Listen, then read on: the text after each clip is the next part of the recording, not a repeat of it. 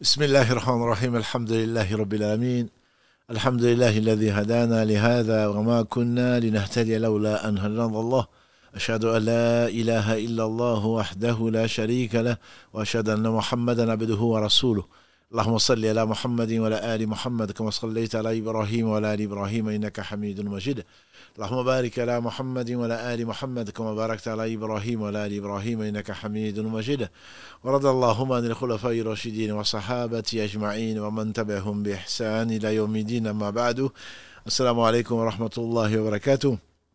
Mes sœurs, mes frères, les louanges, les remerciements et les éloges appartiennent aux vivants qui ne meurent pas. Allah, le parfait dans son essence, dans ses noms et attributs, et dans tous ses actes qui oscillent d'une part entre sa bonté, sa bienveillance, sa compassion, et d'autre part entre sa justice qui est basée, elle, sur son omniscience et sur sa justice. Nous le louons, nous revenons vers lui repentant, nous lui demandons protection contre les conséquences de nos péchés et les tendances de l'âme. Celui qui Allah guide, et nul ne saurait l'égarer.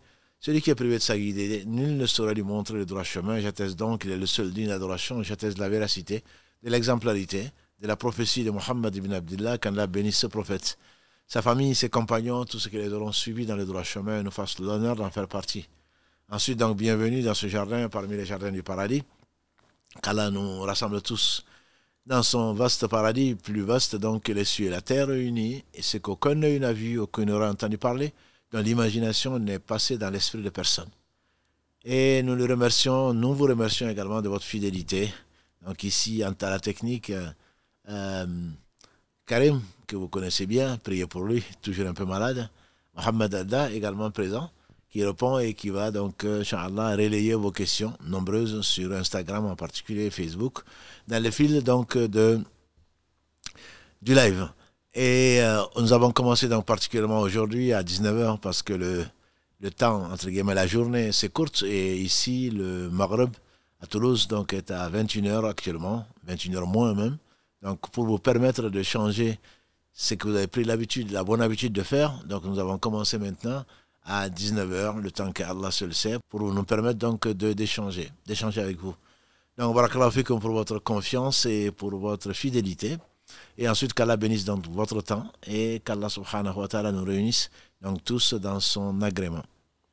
Aujourd'hui, donc, nous allons continuer avec la sira, la vie du prophète sallam, la hijra en particulier, donc la partie de sa vie qui a consisté à changer les mentalités. Donc, ils ont d'abord fait une hijra spirituelle, si on peut l'appeler ainsi. Ils ont abandonné l'adoration des idoles, de leur passion, des traditions de leurs parents pour aller vers l'adoration d'Allah seul.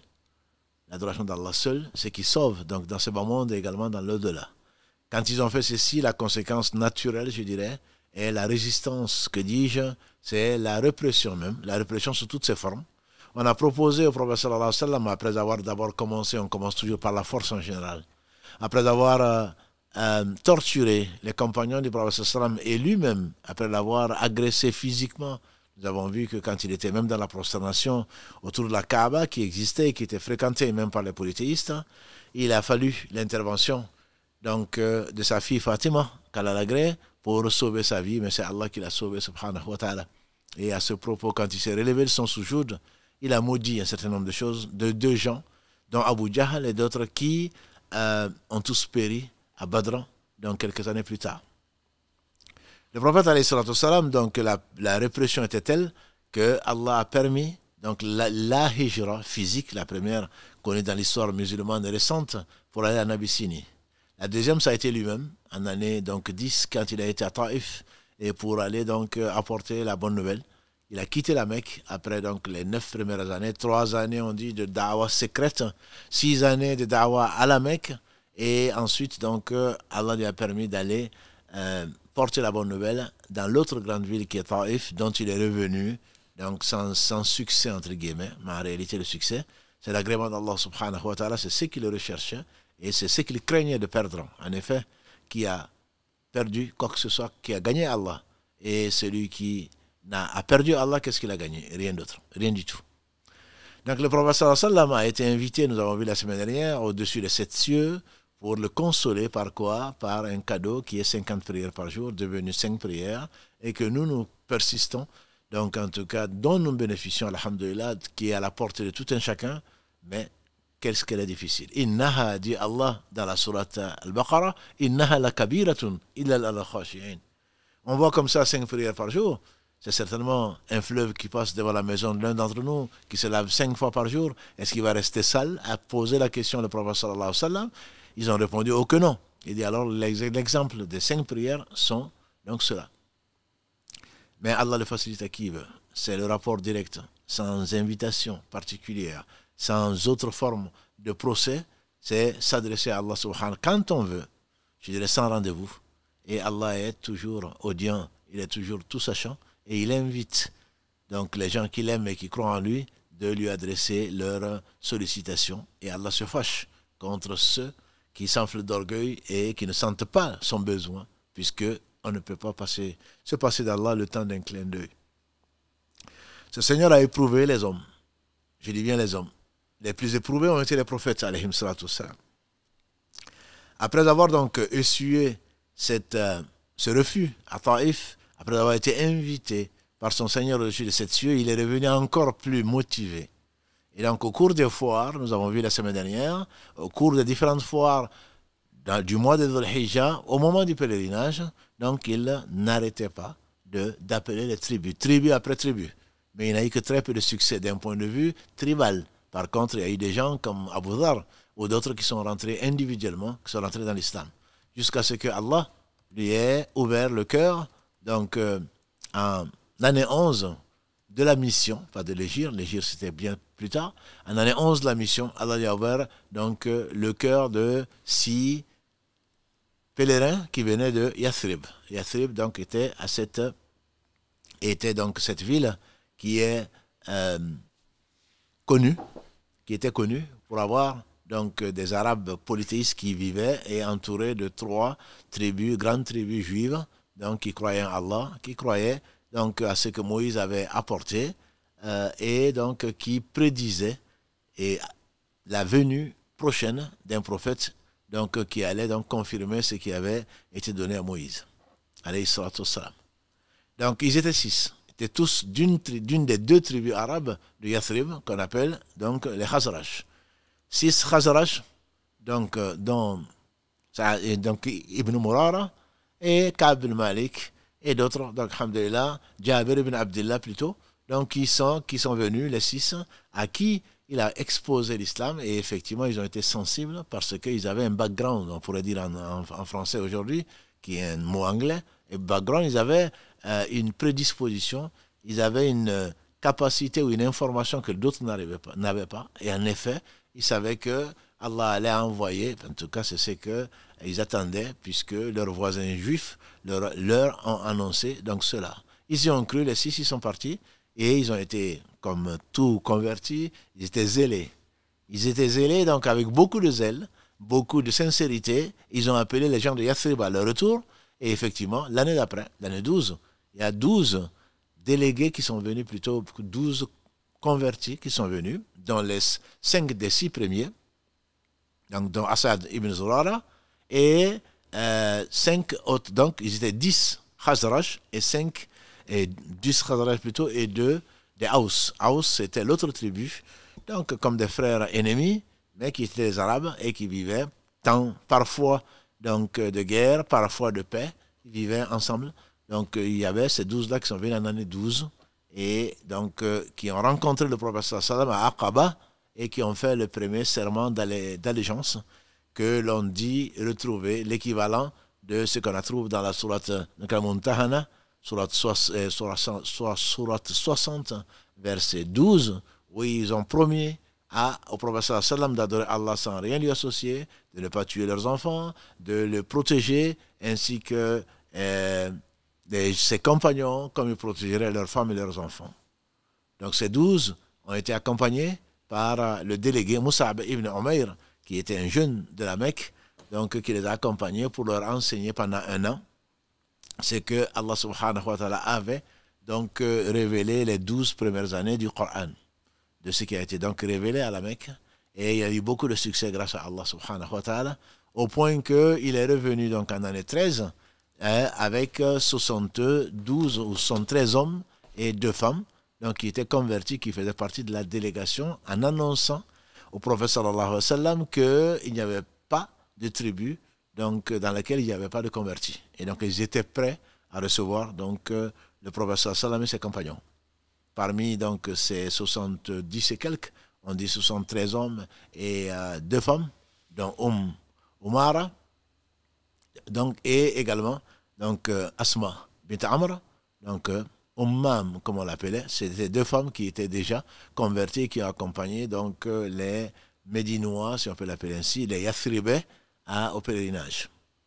Le prophète sallam leur a donné rendez-vous donc à l'Aqaba, qui est donc non loin, pour ne pas dire même dans Mina actuellement.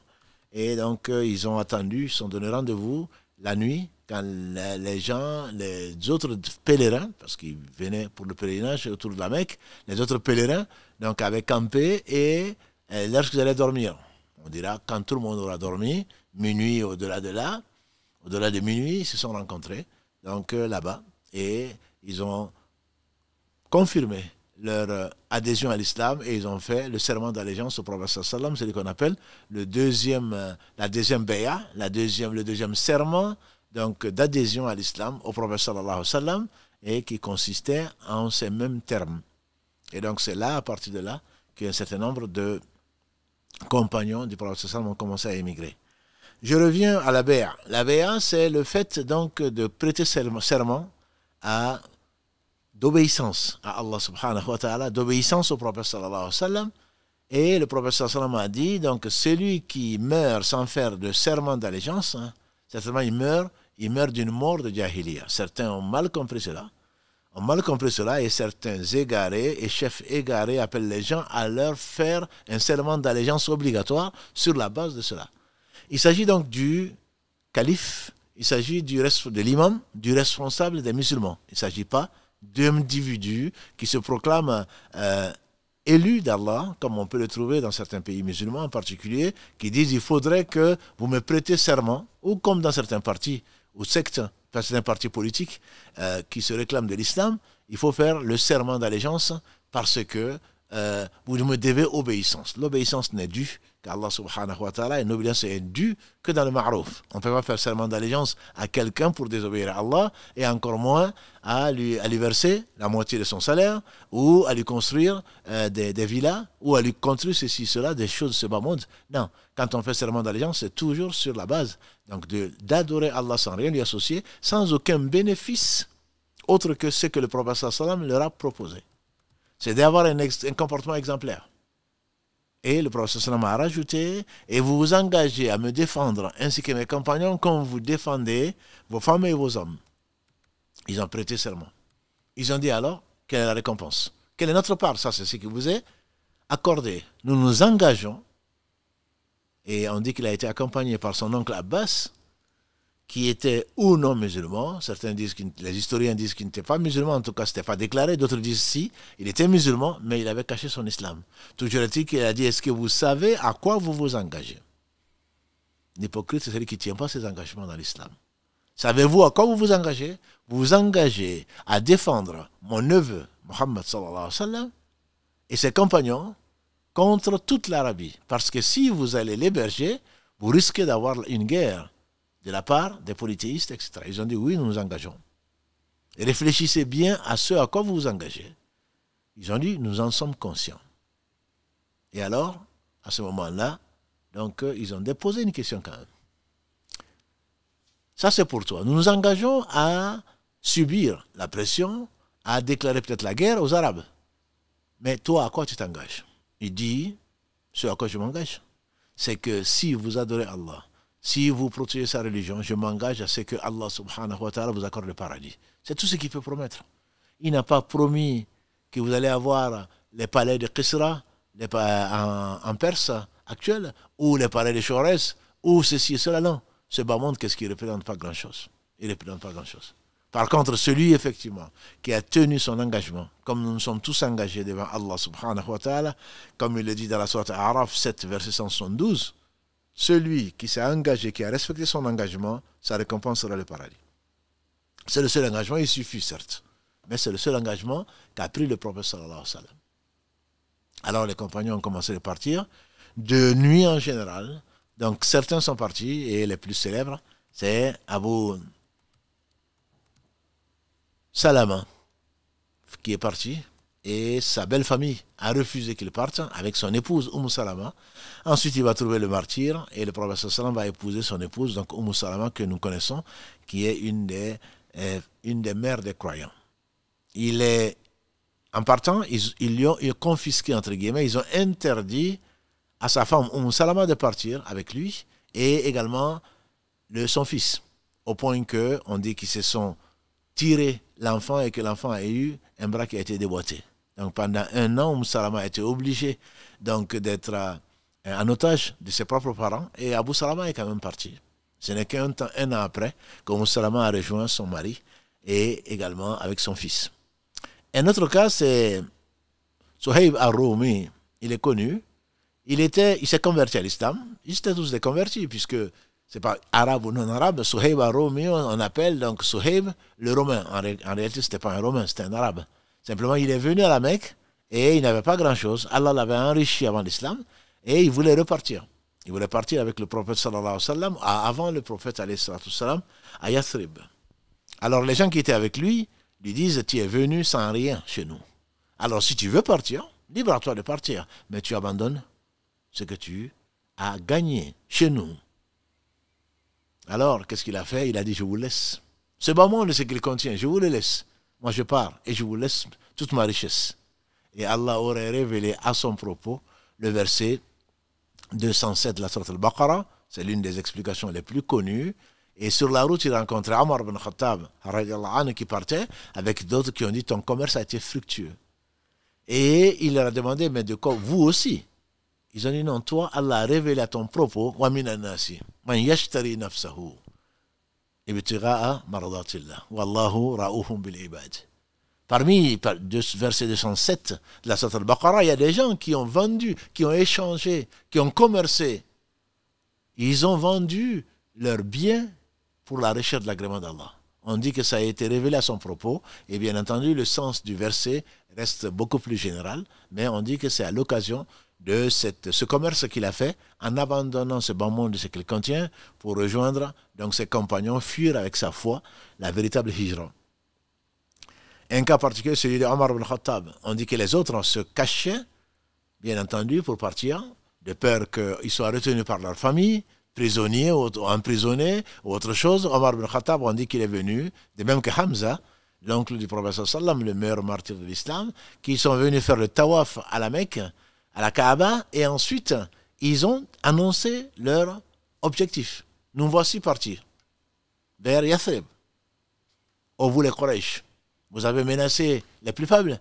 On dit qu'Omar a dit, celui qui veut laisser une veuve, celui qui veut laisser des orphelins qui me suivent, me voici en train de prendre la route de Yathrib. C'est bien sûr, c'était très très courageux, mais il était connu pour cela, avant l'islam et également pendant l'islam, Omar ibn Khattab, Kalalagré. Donc, le prophète sallam ne devait pas partir. Abu Bakr voulait partir. Et il lui a dit, reste patiente, peut-être qu'Allah te donnera un compagnon. Peut-être qu'Allah te donnera un compagnon. Ceci donc s'est fait, et en année 13, donc ils sont partis, et en année 14, ça fait juste après le deuxième serment de l'Aqaba, quand ils se sont réunis avec le prophète sallam, ils ont prêté allégeance et accepté donc le séjour des compagnons à Yathrib. Shaitan, qui a participé à cette réunion, a donc fuité. Il y a une fuite, comme quoi il y a des gens de Yathrib qui ont prêté allégeance à Muhammad sallallahu alayhi wa sallam et ses compagnons. Et donc Shaitan a informé les Quraysh qui ont fait référence aux responsables de Yathrib qui n'étaient pas au courant, qui avait eu donc ce pacte, deuxième pacte, dans l'Aqaba. Et quand ils sont venus demander aux responsables, ils ont dit non, c'est pas vrai. Ce n'est pas vrai, nous on n'a pas du tout promis quoi que ce soit à Mohammed ibn Abdullah, on lui a rien promis. Et quand la caravane s'est éloignée vers Yathrib, c'est là où les Quraysh ont finalement compris qu'il y avait eu effectivement une réunion secrète à Mina pour décider de la fuite des compagnons du prophète sallam, et lui devait les suivre. Donc c'est là que 2 mois et demi après, dans le mois de Safar, comme dans lequel nous sommes aujourd'hui, nous sommes le 3 Safar, dans le mois de Safar, donc juste après le pèlerinage, les Quraysh ont trouvé l'affaire très sérieuse maintenant. Autant vous pouviez contrôler ces gens qui étaient, ces excités, entre guillemets, qui étaient là, mais là, vous n'avez plus de prise. Ils sont partis à Yathrib. Et la route de Yathrib était d'une importance économique énorme. On dit le trafic pour aller vers le Cham, l'actuelle Syrie-Palestine, on dit que ça générait au plus bas mot 250 000 dinars, donc d'or. La valeur du commerce entre la Mecque, où il ne poussait rien la Mecque. La Mecque, il n'y avait rien. Elle vivait, ils avaient 2 caravanes d'été et d'hiver qui leur permettaient de ravitailler la Mecque. Et voilà que c'était sur la route de Yathrib. Et donc, si des réfugiés à Yathrib leur coupaient la route, c'était tout le commerce qui allait être impacté. Et donc là, il y a eu une réunion dans ce qu'ils appellent leur parlement, qu'on appelait donc Dar al-Najwa, là où ils se réunissaient, session extraordinaire. Session extraordinaire, et là, ils ont décidé donc d'agir. Ils ont décidé d'agir, et ils ont, Abu Jahl entre autres, et d'autres, ont décidé finalement, ils ont hésité. Qu'est-ce qu'on va faire? Maintenant, c'est grave. Mohammed est encore là, mais il va partir. S'il part, ça va être une catastrophe. Qu'est-ce qu'on va décider? Alors, il y en a qui l'ont dit, on va le séquestrer. On va le séquestrer. D'autres disent non, on ne va pas le séquestrer, on va l'exiler carrément, comme ça au moins, on pourra éloigner son mal.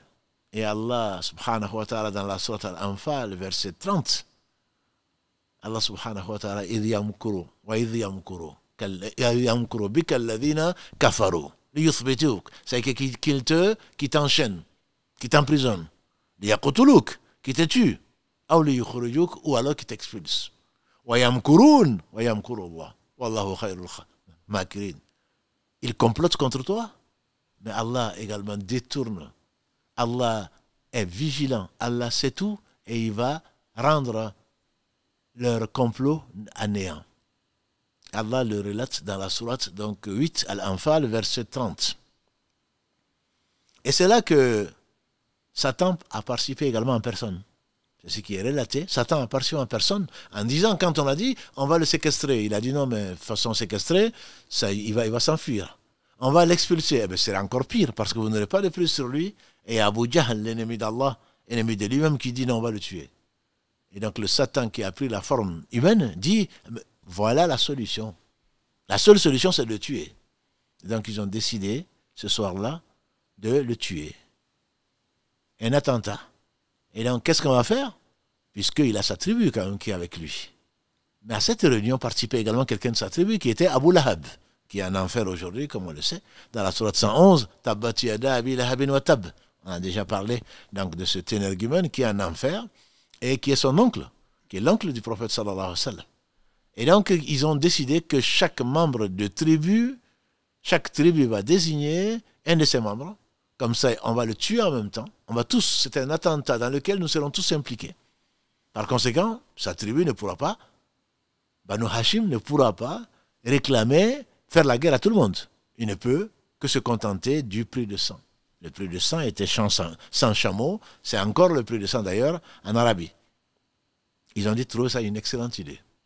Et ils ont comploté. Ils ont dit alors c'est qu'on va faire, puisqu'il sort le soir pour aller faire sa prière à la Kaaba, on va entourer sa maison et comme un seul homme, on va se précipiter dessus et on va l'assassiner. Comme ça, on va payer ensuite à sa famille le prix de sang. Ceci va se faire. Ils vont mettre leur plan donc, en route. Ils vont encercler la maison. Mais avant cela, c'est sans tenir compte de l'omniscience, l'omnipotence, la miséricorde d'Allah subhanahu wa ta'ala qu'il avait choisi comme messager. L'ange Gabriel vient voir Mohammed sallallahu alayhi wa sallam en disant, ne passe pas cette nuit chez toi. Ne passe pas cette nuit chez toi. Alors le prophète sallallahu alayhi wa sallam, ayant été informé de cela, va en plein midi chez Abu Bakr. Notre mère Aïcha relate ce hadith authentique. Il a dit que le prophète sallam est venu en plein midi chez mon père. Et pourtant, ce n'était pas dans ses habitudes. Ce n'était pas dans ses habitudes dans la mesure où il venait le soir. Et il a dit à Abu Bakr, faire sortir toutes les personnes de ta maison. Abu Bakr dit, Ya Rasulallah, c'est tous mes parents. Il dit alors, je t'annonce que Allah m'a donné la permission de partir. Et Abu Bakr, qu'est-ce qu'il dit? Et avec toi, Ya Rasulallah, est-ce que je peux y aller? Il a dit oui. Il était le plus heureux des hommes. Et c'était l'une des raisons pour lesquelles le prophète lui a dit de ne pas partir. De ne pas partir comme les autres. Mais il se peut qu'Allah te donne un compagnon. Et effectivement, le il se peut ici, c'est que Allah t'a choisi certainement pour m'accompagner. L'importance de la compagnie, comme on en parle souvent, la bonne compagnie, alhamdulillah. Allah a choisi le meilleur des compagnons parmi les humains pour accompagner le prophète sallam. Qu'est-ce qu'il va dire? Ali ibn Abi Talib, qui est son cousin, il va lui dire, ce soir, tu te couches dans mon lit et tu te recouvres avec mon bournous. Tu te recouvres avec ma couverture, qui était verte et qui était connue pour sa couverture. Et donc, il n'aie pas peur. Il ne t'arrivera pas de mal. Et donc, le soir venu, Ali se met dans son lit, si on peut parler de lit, dans sa couche, couvert comme ceci lui a été ordonné par son cousin et prophète Mohammed sallallahu alayhi wa sallam. Et le prophète sallallahu alayhi wa sallam sort de nuit, alors que les autres Allah les a fait endormir. Et ils encerclaient la maison, mais sans rien voir. Allah les a aveuglés. On dit que fait allusion à cet événement-là, le verset 9 de la sourate 36. وَجَعَلْنَا مِنْ بَيْنِ أَيْدِيهِمْ سَدًّا وَمِنْ خَلْفِهِمْ سَدًّا فَهُمْ لَا يُبْصِرُونَ. Allah dit dans la sourate 36, Yassine, nous avons mis devant eux une barrière, derrière eux une barrière, et ils ne voyaient pas.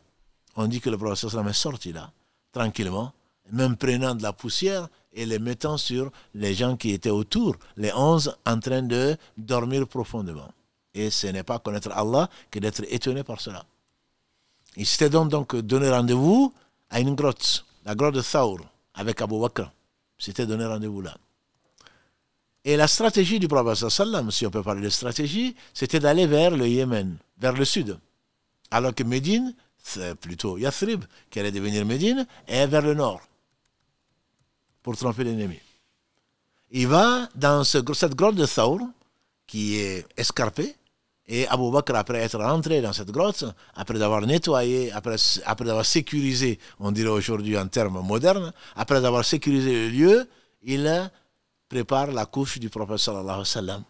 Et donc, on dit même qu'il a été piqué par un scorpion, mais Allahu alam de ce qu'il y a. Il était prêt à donner sa vie, et comme il disait, toi pour qui j'aurais sacrifié mon père et ma mère. Et il était bien sincère. Donc, Abu Bakr restait donc dans cette grotte avec lui, et imaginez de quoi ils vont vivre, mais c'est facile à Allah. L'un des enfants, un des premiers, le frère de Asma, une de ses premières épouses, elle lui a donné 2 enfants, Asma et Abdallah. Abdallah ibn Abi Bakr, donc, venait à la grotte la nuit et les informait de ce qui se passait dans la Mecque. Et Amr Hurayra, qui était un affranchi d'Abu Bakr, était berger, venait faire paître son troupeau à côté de la grotte de Thawr. Pourquoi? Parce que comme ça, il va effacer les traces de Abdallah ibn Abi Bakr qui venait leur donner la nouvelle. Donc, lui venait le soir et il repartait au petit matin comme si de rien n'était. Et donc, le berger Amr ibn Hurayra venait lui pour effacer avec son troupeau donc les traces de Abdallah ibn Abi Bakr. Ils sont restés là pendant 3 jours. Les Quraysh étaient en train de chercher partout. Ils ont été bien entendu et naturellement vers le nord, pensant qu'ils sont partis du côté de Médine, rien. Ils ont fini par se résoudre en se disant qu'on va mettre leur tête à prix.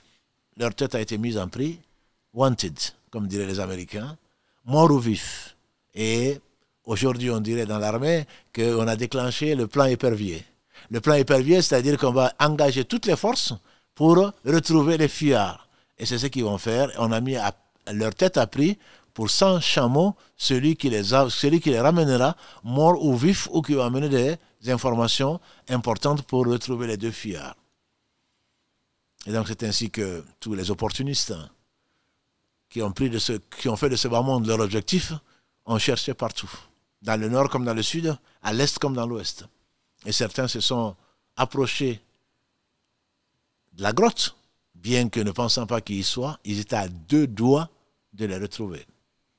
Et Allah le dit, subhanahu wa ta'ala, si vous ne le portez pas secours, parlant des hypocrites, si vous ne le portez pas secours, dans la sourate 9, verset 40, si vous ne le portez pas secours, Allah lui a déjà porté secours. Quand ils étaient, lui et son compagnon, dans la grotte. Et son compagnon, Abu Bakr, a vu les silhouettes, il a dit, Ya Rasulallah, si l'un d'eux jetait un œil, il nous verrait. Et le prophète sallam lui dit, Ya Abu Bakr, ma dhannuka bithnayn, Allahu thalithuhuma. Ma dhannuka bithnayn. Qu'est-ce que tu penses de 2 dont Allah est le 3e? Et Allah dit donc dans cette sourate 9, verset 40, Allah a descendu sa sakina, la paix, la sérénité sur lui, et a envoyé une armée que vous ne voyez pas. Il a envoyé une armée d'anges, certainement pour les aveugler, ils n'ont pas pu avoir accès alors qu'ils étaient à 2 pas. Et donc pendant 3 nuits et 3 jours, ils sont restés dans cette grotte. Et quand les recherches ont cessé parce qu'on ne les trouvait pas, pensaient qu'ils avaient déjà fui, qu'ils étaient arrivés déjà à leur objectif, à ce moment-là, ils sont sortis, et probablement par Abdallah ibn Abu Bakr, ils avaient déjà préparé leur plan. Abu Bakr avait acheté 2 chamelles de race, et donc qui étaient très agiles et très vaillantes pour un long voyage. Et donc c'est un guide non musulman donc, qui est venu pour les accompagner. Et donc c'est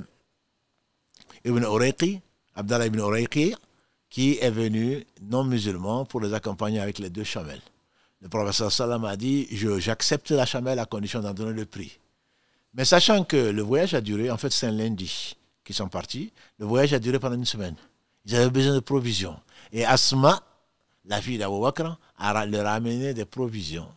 Et pour les mettre sur les chamelles, elle avait oublié, ou il n'y avait pas assez de points d'attache, et elle a pris sa ceinture qu'elle a divisée en 2. C'est pour cela qu'on l'appelle la femme aux 2 ceintures. Elle a partagé sa ceinture à 2 pour que les provisions puissent être stabilisées sur les chamelles. Et Allah fait sortir le vivant du vivant. Ça, c'était la fille d'Abu Bakr. Et c'est elle qui a été ensuite épousée par Zubayr. C'est elle qui a donné Abdallah bin Zubayr. C'est le premier enfant né après l'Hégire. Après l'Hégire, qui a subi le sort qu'il a subi et que les historiens connaissent. Et donc, cette fille, qu'Allah la bénisse, c'est elle également qui a consolé son grand-père. Parce que son grand-père, qui n'était pas encore musulman, qui est le père d'Abu Bakr, a appris que son fils a fui. Et quand il a vu Asma, il dit, votre père, il paraît qu'il a fui, il vous a au moins laissé quelque chose. Il était aveugle. Et on dit qu'elle lui a amené un sac plein de pierres en disant, oui, il nous a laissé ça. Elle dit, au moins il vous a laissé quelque chose, puisqu'il ne voyait pas le contenu, pensant donc que c'était des dinars ou des dirhams. Bref, Allah subhanahu wa ta'ala a protégé leur fuite, et ils ont été d'abord, en sortant de la grosse Thawr, ils ont été toujours vers le sud, vers le Yémen, et ensuite, ils ont contourné, ils ont été vers l'ouest et longé plutôt la mer Rouge, et ensuite, ils ont bifurqué sur la droite vers l'Orient pour aller retrouver Yathrib. Ils sont arrivés un lundi également, comme l'a dit le prophète sallam, je suis né un lundi, la révélation est arrivée un lundi, j'ai fait la hijra un lundi, et il est mort un lundi, sallallahu alayhi wa sallam. Ça, c'est l'une des particularités du lundi, qu'il aimait particulièrement. Il jeûnait le lundi, pas pour fêter un anniversaire, il jeûnait le lundi parce que c'est le lundi et le jeudi où nos œuvres sont présentées à Allah subhanahu wa ta'ala. Il dit il aimerait bien que le jeûne, qui n'a pas d'équivalent, soit présenté parmi ses œuvres, sallallahu alayhi wa sallam, malgré l'honneur, l'amour, le choix qu'Allah a fait de lui, et peut-être pour cela d'ailleurs, puisqu'il disait à notre mère Aïcha, Ya Aïcha, quand il priait et ne me demandez pas, disait-elle, combien c'était long, combien c'était beau. Il priait jusqu'à ce que ses pieds étaient enflés. Aïcha lui dit, Ya Rasulallah, pourquoi tu te donnes autant de mal alors qu'Allah t'a pardonné tes erreurs passées et à venir, comme il le dit dans la sourate 48, verset 1.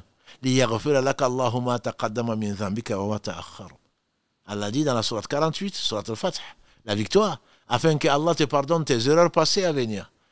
Elle dit, et s'étonne, mais pourquoi tu pries autant jusqu'à ce que tes pieds soient enflés? Il dit, à Aïcha, est-ce que tu ne veux pas que je sois un serviteur très reconnaissant? Est-ce que tu ne veux pas que je sois un serviteur très reconnaissant? C'est-à-dire que celui à qui Allah a donné la foi, comment peut-il se reposer sur ses oreilles? Comment on peut remercier Allah? Jamais on ne saura remercier Allah. Donc plus on est conscient de ce cadeau divin qui sert ici-bas et dans l'au-delà, plus on est dévoué. Moins on dort, moins on perd du temps. Parce que celui qui nous a donné n'est l'obligé de personne. On ne peut pas se passer de lui. Il nous a donné ce qu'il donne aux gens qu'il aime. Par conséquent, une fois que tu as cette foi dans le cœur, tu ne peux pas te reposer ou te contenter du minimum comme certains aimeraient nous voir faire. On doit être dévoué. Parce que celui qui te l'a donné n'a pas besoin de toi, il n'a besoin de rien. Donc le prophète sallallahu alayhi wa sallam, quand il est parti avec donc son compagnon Abu Bakr, et ce n'est pas ce qui a arrêté les chercheurs de tête, on dirait, ces chercheurs de test. Alors, il y avait parmi eux donc des pisteurs, il y avait parmi eux des gens chevronnés et très motivés par l'argent. Et donc, il y en avait un parmi eux qui s'appelait Surayqa ibn Malik. Surayqa ibn Malik a entendu parler qu'il y avait deux personnes qui longeaient la mer.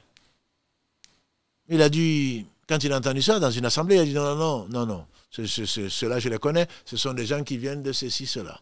En réalité, il a attendu que les recherches, il a en fait détourné l'attention des autres chercheurs et il a attendu qu'ils partent pour que lui, il parte dans leur direction.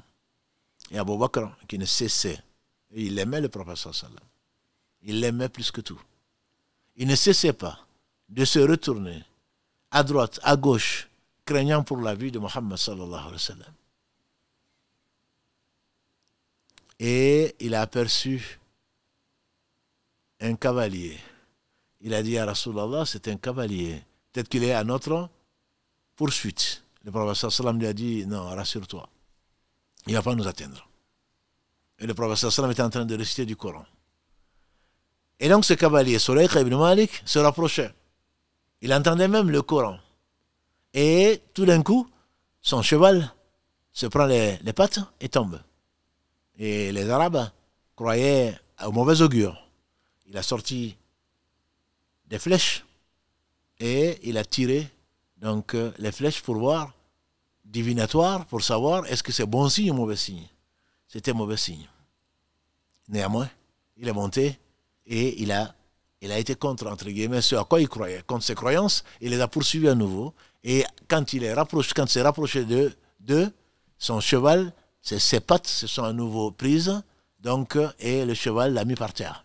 Et il a à nouveau tiré les flèches divinatoires, et elles étaient encore, lui indiquaient encore un mauvais sort. Alors il a fini par y croire, il a dit, oh vous qui fuyez, attendez-moi, je ne vous ferai pas de mal. Ils se sont arrêtés, qu'est-ce que tu veux? Effectivement, j'étais sorti pour vous chasser, mais maintenant, permettez-moi juste de vous protéger. Et le prophète sallam lui a présenté l'islam. On dit qu'il s'est converti. Et ensuite, tout ce qu'en tout cas il lui a demandé, c'est pas autre chose que de couvrir leur fuite, entre guillemets, de n'en parler à personne. Quand il voyait des gens, leur dire, non mais moi j'en viens, pourquoi y aller? S'ils étaient là, je les aurais certainement vus. Et donc, il a couvert leur fuite et ils sont partis jusqu'à Yathrib, dans la banlieue de Yathrib, jusqu'à Kouba, où ils sont arrivés. Mais avant cela, ils avaient faim, ils avaient soif, c'était des hommes. Abu Bakr ayant aperçu un rocher assez élevé, à l'ombre duquel il pensait qu'il pouvait se reposer, il a sécurisé les lieux encore une fois et il a mis une couche au prophète sallallahu alayhi wa sallam et il a vu un berger qui passait et il lui a demandé d'où il venait.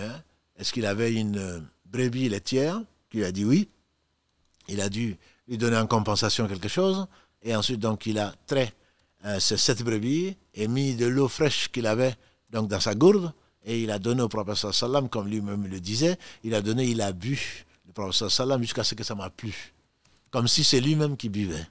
Et ensuite, il a dit, il est peut-être temps qu'on parte. Ils ont dit, oui, on part. Et ils sont arrivés à une ferme, entre guillemets, où il y avait un couple dont le mari était parti, donc qu'on appelle Mourad. Et ils ont demandé, sur la route, on a dit que ça a duré pendant une semaine. Et ils ont demandé, est-ce qu'il y avait une brebis pour traire un peu de lait, pour l'acheter. Elle a dit, non, mon mari a emmené toutes les brebis laitières. Il reste que celle-là, la maigre, qui n'avait rien. Et donc qui n'est pas laitière. Le prophète sallam dit, est-ce que je peux essayer? Elle dit, oui, bien sûr. Et donc le prophète sallam a dit, Bismillah. Il a, de ses mains bénies, il a touché aux mamelles de cette brebis, les mamelles sont devenues pleines. Mais ceci est facile à avoir. Ce n'est pas le connaître que de s'en douter. Ne nous a-t-il pas créé à partir de rien? Et ensuite, à partir d'une goutte de sperme. Et ensuite, nous sommes devenus qui nous sommes devenus. Ceci n'est pas, c'est pas difficile à avoir. Quand tu veux qu'une chose soit, c'est veut qu'il dise soit et elle est. N'a-t-il pas fendu la lune pour témoigner de la véracité de la mission du prophète sallam? Les gens l'ont vu. N'a-t-il pas fait parler la vache ou parler le loup? Ne nous a-t-il pas créé comme nous le savons? Ceci est facile à avoir.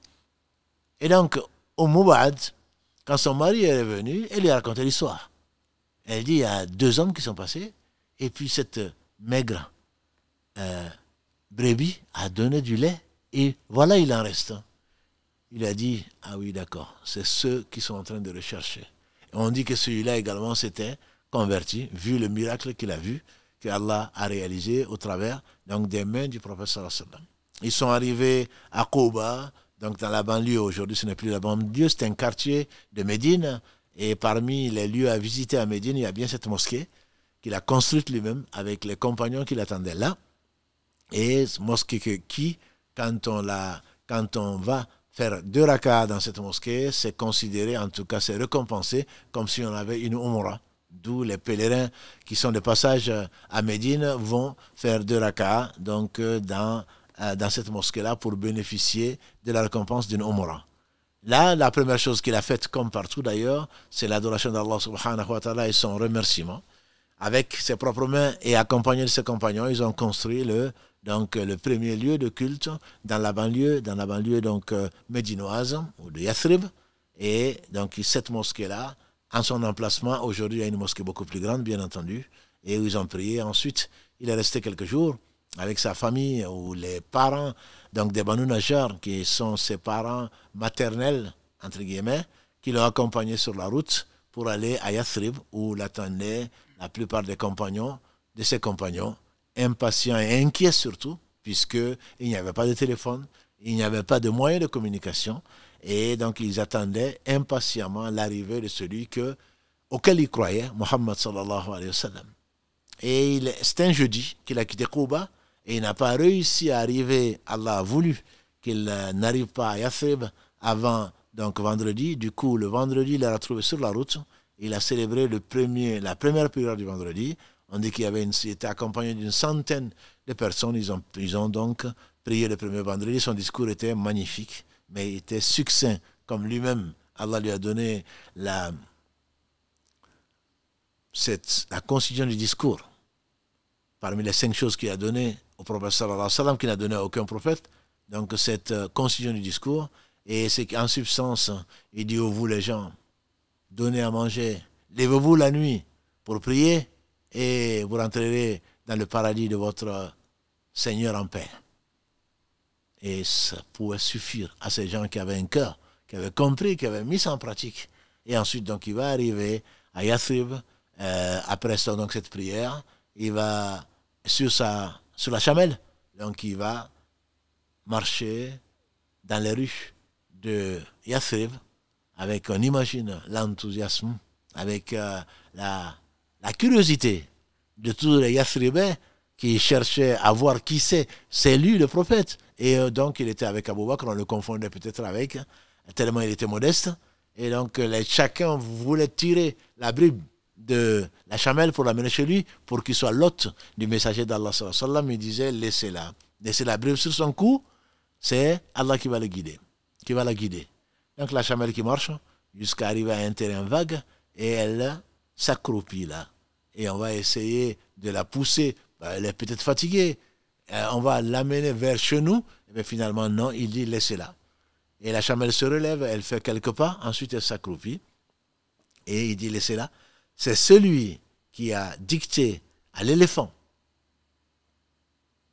de détruire celui que l'on connaît, l'ennemi d'Allah, l'ennemi de lui-même, Abraha, quand il est venu, il a voulu faire une expédition pour détruire la Kaaba, c'est celui qui également a ordonné à la chamelle donc, de se coucher là.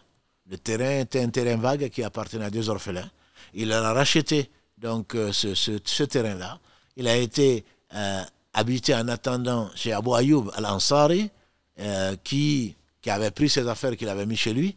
Et en attendant, donc ensuite, il a bâti la première mosquée et à côté de la mosquée, donc, ses habitations. Et Ali, radiallahu ta'ala, est revenu ensuite avec sa famille.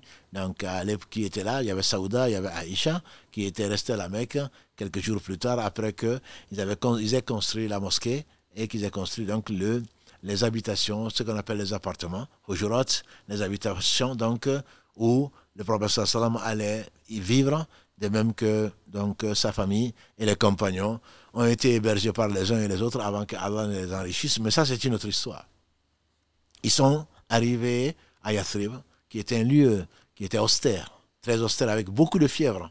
Et il a demandé à Allah subhanahu wa ta'ala de sécuriser et de chasser la fièvre. Et effectivement, la fièvre a quitté donc Yathrib.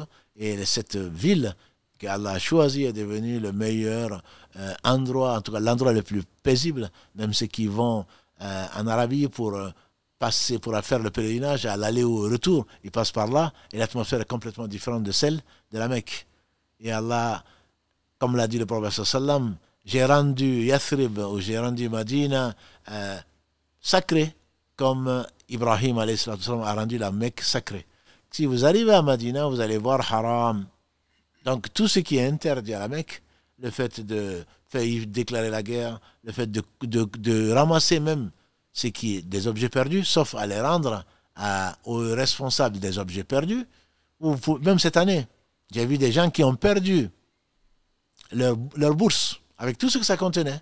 Il a suffi, avec des millions de gens à la Mecque, il a suffi qu'ils aillent à l'endroit dédié à ça pour qu'on leur redonne, après qu'ils aient bien sûr décrit le contenu et le contenant, pour qu'on leur redonne cet objet qui est perdu.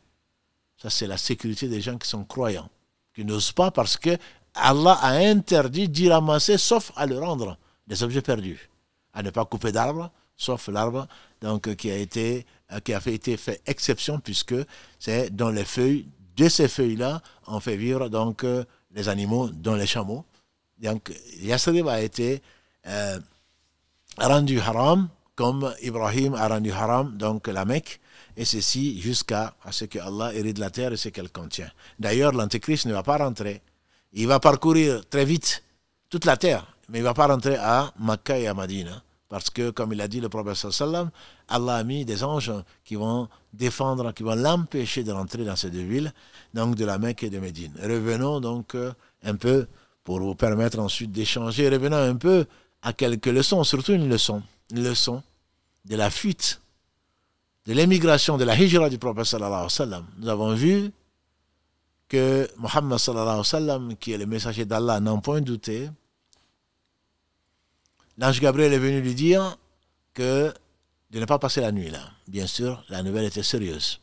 L'ange Gabriel ne ment pas comme aucun ange. Allah l'a dépêché spécialement. Si Allah avait voulu, lui qui n'a pas besoin d'ange Gabriel ni de qui que ce soit, il aurait fait ce trajet-là en un clin d'œil. En un clin d'œil, il a déjà, je vous rappelle, quitté cette même Mecque, allé à Jérusalem, on l'a vu la semaine dernière, monté ciel après ciel, jusqu'au-dessus du 7e ciel, il est revenu sur Al-Buraq. Si elle avait voulu, on n'aurait pas eu besoin de toutes ces précautions-là qu'il a prises. Mais Allah voulait que ce soit un exemple pour nous. Un exemple pour nous de précaution, même si nous croyons au destin. Donc c'est ce qu'on appelle le tawakkul. Le tawakkul, c'est la remise confiante en Allah. Ça ne veut pas dire je démissionne. Allah a décidé, le décret, je ne le connais pas. S'il doit arriver quelque chose, il va arriver, certainement.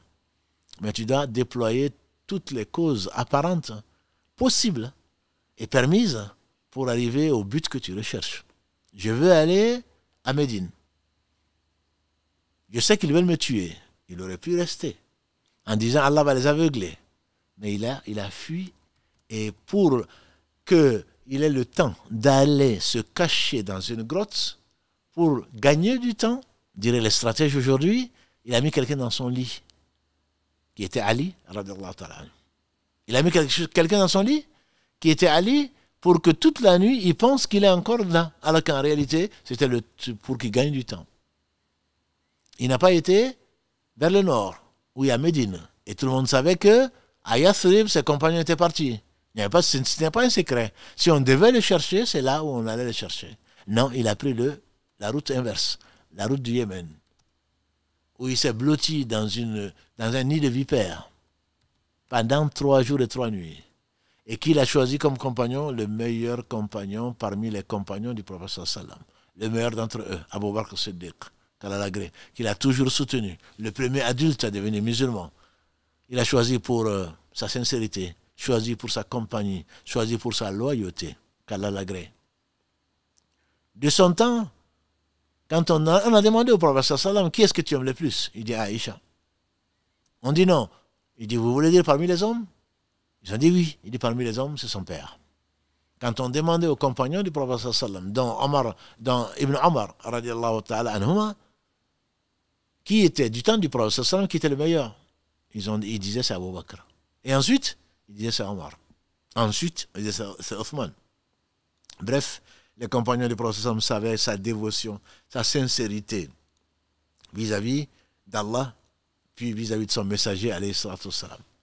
Il va choisir le meilleur compagnon. Et quelle importance à la compagnie. C'est quelqu'un qui n'est pas là en train de râler, qui n'est pas un boulot, qui n'est pas là en train de te décourager, de se saper le moral, au contraire, qui est à ton service et qui n'est pas là en train de t'accabler, au contraire, qui sacrifie sa vie pour toi. Et c'est ce qu'il fit tout au long de cette difficile épreuve. Ils vont se cacher dans la grotte. Le prophète sallam ayant pris toutes les précautions au sud, dans une grotte, caché au fin fond de la grotte, et néanmoins Allah a décrété que les chercheurs, les pisteurs allaient arriver au bord de la grotte. Et c'est à ce moment qu'avec l'assurance d'un croyant, avec la certitude des messagers, quand son compagnon qui n'était ni un prophète ni un messager s'est inquiété pour lui, il a dit ya Abu Bakr, quand il a pris toutes les précautions, ya Abu Bakr, ou Abu Bakr, que penses-tu de deux dont le troisième est Allah? Parce qu'Allah est avec nous. C'est à ce moment-là qu'on peut parler de tawakkul. Je fais confiance à Allah parce que je sais qu'il ne va pas m'abandonner. Je sais que la cause est juste, mais j'ai fait tout ce que j'ai pu. C'est ça la vraie conception du tawakkul, de la remise confiante à Allah subhanahu wa ta'ala, et non du fatalisme ou de croiser ses bras en disant c'est le destin. Le destin a bon dos, dans le cas de beaucoup de musulmans, c'est le destin. Alors qu'Allah sait qu'il y a beaucoup de menteurs qui se cachent derrière le destin. Et c'est pas fini. Ils auraient pu aller à pied. On aurait pu les trouver peut-être plus. Non. Ils vont acheter. Ils vont engager Abdallah qui va les renseigner. Le fils d'Abu Bakr. On va avoir Amr ibn Hurayra qui va leur marcher sur les pas d'Abdallah pour cacher les traces. Tout ceci pourquoi? Si elle avait voulu, il n'y aurait pas de traces. Si elle avait voulu, il n'y aurait même pas pensé pour cacher ces traces. Asma venait, on dit, avec les provisions. Et Abdallah, dans la matinée, faisait paître donc c'est son troupeau pour effacer ces traces-là. Et ils avaient, pour partir à Médine, acheté, Abu Bakr avait prévu 2 chamelles de race qui étaient solides et qui ont pu les amener en une semaine, donc à Yathrib. Et tout ceci pourquoi? Pas parce qu'ils ne croyaient pas à Allah, au contraire. Ils ont pris toutes les précautions possibles pour atteindre leur but. Le musulman se doit de fixer l'objectif. Et ensuite de prendre toutes les causes. Allah, s'il a créé les causes, c'est pas parce qu'il en a besoin. Il est la première cause de tout. La hawla wa la quwwata illa billah, il n'y a de force et de puissance que par Allah. Ils n'arrivent, et ils le savent, ils sont les premiers, c'est les meilleurs croyants, ils n'arrivent que ce qu'Allah a voulu. Et néanmoins, ils savent que si Allah a voulu, Allah a créé les causes qu'ils ont utilisées. Et donc c'est ainsi qu'Allah a sauvé son prophète sallallahu alayhi wa sallam, nous donnant ainsi l'exemple de comment il faut agir dans la vie. C'est un exemple parmi d'autres. Il a toujours été aussi précautionneux, il a toujours utilisé les causes tout en mettant sa confiance entière à Allah subhanahu wa ta'ala. Les savants ils disent que la remise confiante en Allah, c'est le fait de ne pas compter sur les causes. Compter sur les causes, c'est de l'impiété. Je compte sur les causes, c'est de l'impiété. Même le fait de dire à quelqu'un, c'est grâce à toi que, c'est de la petite association. C'est grâce à toi que je ne suis pas mort. C'est grâce à toi que j'ai eu ceci. On dit plutôt, les croyants disent, c'est grâce à Allah puis à toi. Allah t'a utilisé pour m'éviter ceci. Allah t'a utilisé pour me sauver. Allah t'a utilisé pour ceci et cela. Et non l'inverse. En train donc de dire, c'est grâce à toi que j'ai été sauvé. C'est grâce à toi qu'il m'est arrivé. Sans toi, je n'aurais pas pu. Non, ce n'est pas vrai. La cause première, c'est Allah subhanahu wa ta'ala qui n'a pas besoin de cause. Mais il a créé les causes par sagesse. Pour voir celui d'entre nous qui utilisera au mieux ces causes-là. Ne pas prendre les causes, c'est de la désobéissance, de l'injustice dans l'islam. Le tawakkul, ce n'est pas seulement un devoir moral, c'est une obligation dans l'islam. Pour le croyant, c'est une obligation d'utiliser tous les moyens pour y arriver. Et pour être plus concret, souvent on parle de la salat istikhara. On m'a déjà demandé de faire un live dessus, je l'ai fait. Je me contenterai de ces quelques paroles, puisqu'il est directement lié au tawakkul. La salat istikhara, Jabir ibn Abdullah, Kalalagré ainsi que son père, il dit, le prophète sallam nous enseignait la salat istikhara comme il nous enseignait les versets du Coran. Il disait en substance, si l'un d'entre vous décide d'entreprendre une chose, qu'il fasse 2 rakats en dehors des prières obligatoires et qu'il dise la suite que vous trouvez dans la citadelle du musulman ou ailleurs. C'est un hadith authentique, sans doute. Mais là, comment il faut comprendre la salat istikhara? Beaucoup d'entre nous font la salat istikhara plusieurs fois pour se marier. Les sœurs, les frères, j'ai l'intention de me marier, donc je vais me confier à Allah. Tu te maries avec, tu fais un mauvais casting, comme nous en avons déjà parlé. Tu te maries avec le plus beau d'après toi, le plus riche, celui qui descend d'une bonne famille, sans une famille notoire, sans te préoccuper de cette bonne compagnie que doit être un époux ou une épouse surtout. Tu ne fais pas tes recherches. Ta passion t'aveugle. Et c'est celui-là. Je vais faire 2 rakats et ensuite, je vais essayer de voir ce que Allah va me montrer un rêve. Et beaucoup écrivent en disant, mais je n'ai pas vu de rêve. J'ai fait 7 fois la salat istikhara et je n'ai rien vu. Mais qu'est-ce que tu veux voir? Sinon que tu te vois en robe de mariée? Non. L'istikhara, ce n'est pas ça. Les savants expliquent l'istikhara, c'est que tu fais l'istishara. Tu fais la consultation. Tu consultes les gens sensés et sages. Et tu leur demandes, qu'est-ce que vous pensez de Mohammed? Qu'est-ce que vous pensez de Karim? Bien sûr, il ne s'agit pas de déverser leur venin. Il a demandé la main de ma fille ou la main de ma soeur ou je veux l'épouser. Il te dit, c'est quelqu'un que je connais, qui est souvent à la mosquée, qui est droit, qui est ceci et cela. À ce moment-là, une fois que tu as fait ton enquête, une fois que tu es persuadé que c'est le bon parti ou c'est le bon parti, tu fais 2 rakats en dehors des prières obligatoires. Oh mon Dieu, de par ton omniscience, si cette affaire-là, ce mariage avec un tel, il est du bien pour moi, ici-bas comme dans l'au-delà, dans l'immédiat comme plus tard, alors facilite-moi cette affaire-là. Et si elle n'est pas bonne pour moi, ici-bas dans l'au-delà, et pour ses conséquences immédiates et futures, éloigne cette affaire de moi et éloigne-moi de cette affaire et donne-moi le bien là où il est. À ce moment, on ne s'arrête pas là. On ne va pas attendre qu'il vienne demander ta main. Tu vas alors, tu continues la démarche et tu vas demander. Si, en continuant la démarche, tu tombes sur des beaux-parents qui ne veulent pas, ou tu découvres des choses que tu ne savais pas, à ce moment, ceci fait partie des signes de l'istikhara. Allah t'a montré les signes par lesquels tu dois être averti. Ce n'est pas mon cœur, comme certains le disent, mon cœur n'est pas apaisé. Ton cœur va être apaisé par quoi? Satan, il va te persécuter. Ce n'est pas l'état du cœur. Comment tu vas mesurer l'état du cœur? Tu as un électrocardiogramme pour savoir si le cœur bat bien ou pas? Non. Non, ça c'est tu te remets au hasard qui n'existe pas. Tu te remets au Satan ou à tes passions. Non, tu entreprends l'affaire. Si finalement l'affaire n'aboutit pas, tu sais que Allah a décrété que le bien est ailleurs. En tout cas, pas tout de suite dans cette affaire-là. Mais pas en train de faire autant de fois que tu veux la prière pour pouvoir... Tu as déjà une conviction, tu as déjà fait un choix et tu places ta confiance en toi-même ou à ton Satan plutôt que de la placer à Allah subhanahu wa ta'ala. Donc l'istikhara est l'exemple même type, mais ce n'est pas que pour le mariage. Le mariage est certainement très important, mais ce qu'il faut savoir, c'est que l'istikhara, c'est pour le prophète sallam, qu'est-ce qu'il a dit? Celui qui veut entreprendre une chose importante, que ce soit un commerce, que ce soit un voyage, que ce soit une affaire avec qui que ce soit, une affaire qui te paraît importante, qui va t'engager, qui va engager ta responsabilité, tu dois faire l'istikhara, pas que pour le mariage. Beaucoup d'entre nous ne font l'istikhara que pour le mariage. Alors qu'en réalité, s'associer à quelqu'un, c'est tellement important. Ça peut avoir des conséquences immédiates comme dans le futur, d'une façon ou d'une autre. Voyager avec quelqu'un, même pour aller au pèlerinage, qui est une obligation, puisque Allah dit « Liman istata ilayhi sabila » celui qui a les moyens d'y aller. « Oh Allah, je compte aller faire le pèlerinage cette année. Aujourd'hui, ça coûte presque 10 000 euros. J'ai économisé. Je me suis inscrit sur la plateforme. J'ai fait ceci. Je compte aller avec la mosquée ou avec je ne sais quoi l'autre. Allah, si cette année est la bonne année pour moi, facilite-moi cette affaire. » Et il se peut que ton paiement soit rejeté. Il se peut que tu n'ailles pas cette année, mais tu avais la volonté d'y aller. Tu fais quand même l'istikhara. L'istikhara ne se fait pas, bien sûr, pour faire le haram. On fait l'istikhara que pour ce qui est permis.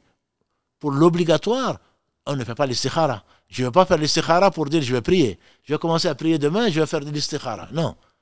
Je vais jeûner demain c'est Ramadan. Est-ce que je vais jeûner ou pas? Allah, je vais faire 2 rak'ahs. Certainement pas. Pour l'obligation, l'istikhara ne se fait pas. Pour l'interdit, Allah, je vais aller à Montpellier pour aller faire du haram? Bien sûr que non. L'istikhara se fait pour des choses soit recommandées, soit des choses qui sont permises. Et donc, à ce moment-là, on fait l'istikhara. On met sa confiance en Allah après avoir enquêté sur la personne, après avoir demandé les avis sur la personne, après avoir étudié l'affaire, si c'est du commerce ou autre chose, si c'est rentable, après avoir fait un sondage, après avoir fait ce qu'il faut faire. Et en ce moment, tu t'adresses à Allah et tu mets ta confiance en lui. Le tawakkul, disent les savants, c'est le fait de ne pas compter sur les causes et quand tu vois les causes partir, de ne pas désespérer parce que la cause première, c'est Allah. Quand tu vois les causes arriver, de ne pas te réjouir parce que c'est sur Allah que tu comptes. Ce n'est pas parce que les causes sont là que l'affaire est réglée. Quand tu vois un bus arriver, quand tu vois la personne, ah, enfin. Non, Allah n'est pas absent. Allah a mis quelqu'un sur ta route, tant mieux. Mais ce n'est pas la personne qui va t'apporter le bonheur que tu cherches. Celui qui compte sur autre que Allah, il sera dessus. Il sera dessus. Il doit revenir repentant à Allah parce qu'Allah est jaloux. Allah n'accepte pas que l'on mette sa confiance en un autre que lui. Place ta confiance au vivant qui ne meurt pas, dit Allah subhanahu wa ta'ala, dans la sourate notamment Al-Furqan, 25, verset 58. Le prophète sallallahu alayhi wa sallam disait, si vraiment vous avez confiance, vous avez autant la remise confiante à Allah subhanahu wa ta'ala, vous serez comme ces oiseaux, dit Omar ibn Khattab dans le hadith qui rapporte du Muhammad sallallahu alayhi wa sallam, vous serez comme ces oiseaux qui quittent le matin le ventre vide et qui reviennent le ventre plein. Et comme le disent les savants, au moins, ils sortent. Ce n'est pas comme ces gens qui restent chez eux en disant, moi je compte sur Allah. Non, tu n'as pas compris ta religion. Allah t'a créé, Allah t'a mis à l'épreuve. Et lequel d'entre vous sera le meilleur à l'épreuve, qui va s'efforcer? Les résultats ne dépendent que d'Allah. Les moyens sont entre tes mains, qu'est-ce que tu vas les utiliser? Pourquoi? Donc ceci est extrêmement important dans la vie de tout musulman, ne pas rester paresseux ou fataliste entre guillemets, en disant, ben écoute, qui d'entre nous osera penser avoir des enfants sans se marier, par exemple. Allah sait, bien entendu. Allah a créé Jésus sans père. Il a créé Ève sans mère. Il a créé Adam sans père ni mère. Il a créé les cieux et la terre sans besoin. Et donc, mais Allah a voulu te tester, de savoir qui est-ce que tu vas choisir comme compagne ou comme compagnon, dans quelles circonstances tu vas vivre il faut vouloir aller vers lui. Et à ce moment-là, il te tend la main et il t'aide. Et c'est ce que tu demandes 17 fois par jour. C'est toi seul que nous adorons, mais pour cela, nous avons besoin de ton aide. La cause première, c'est toi. La seule véritable cause, c'est toi.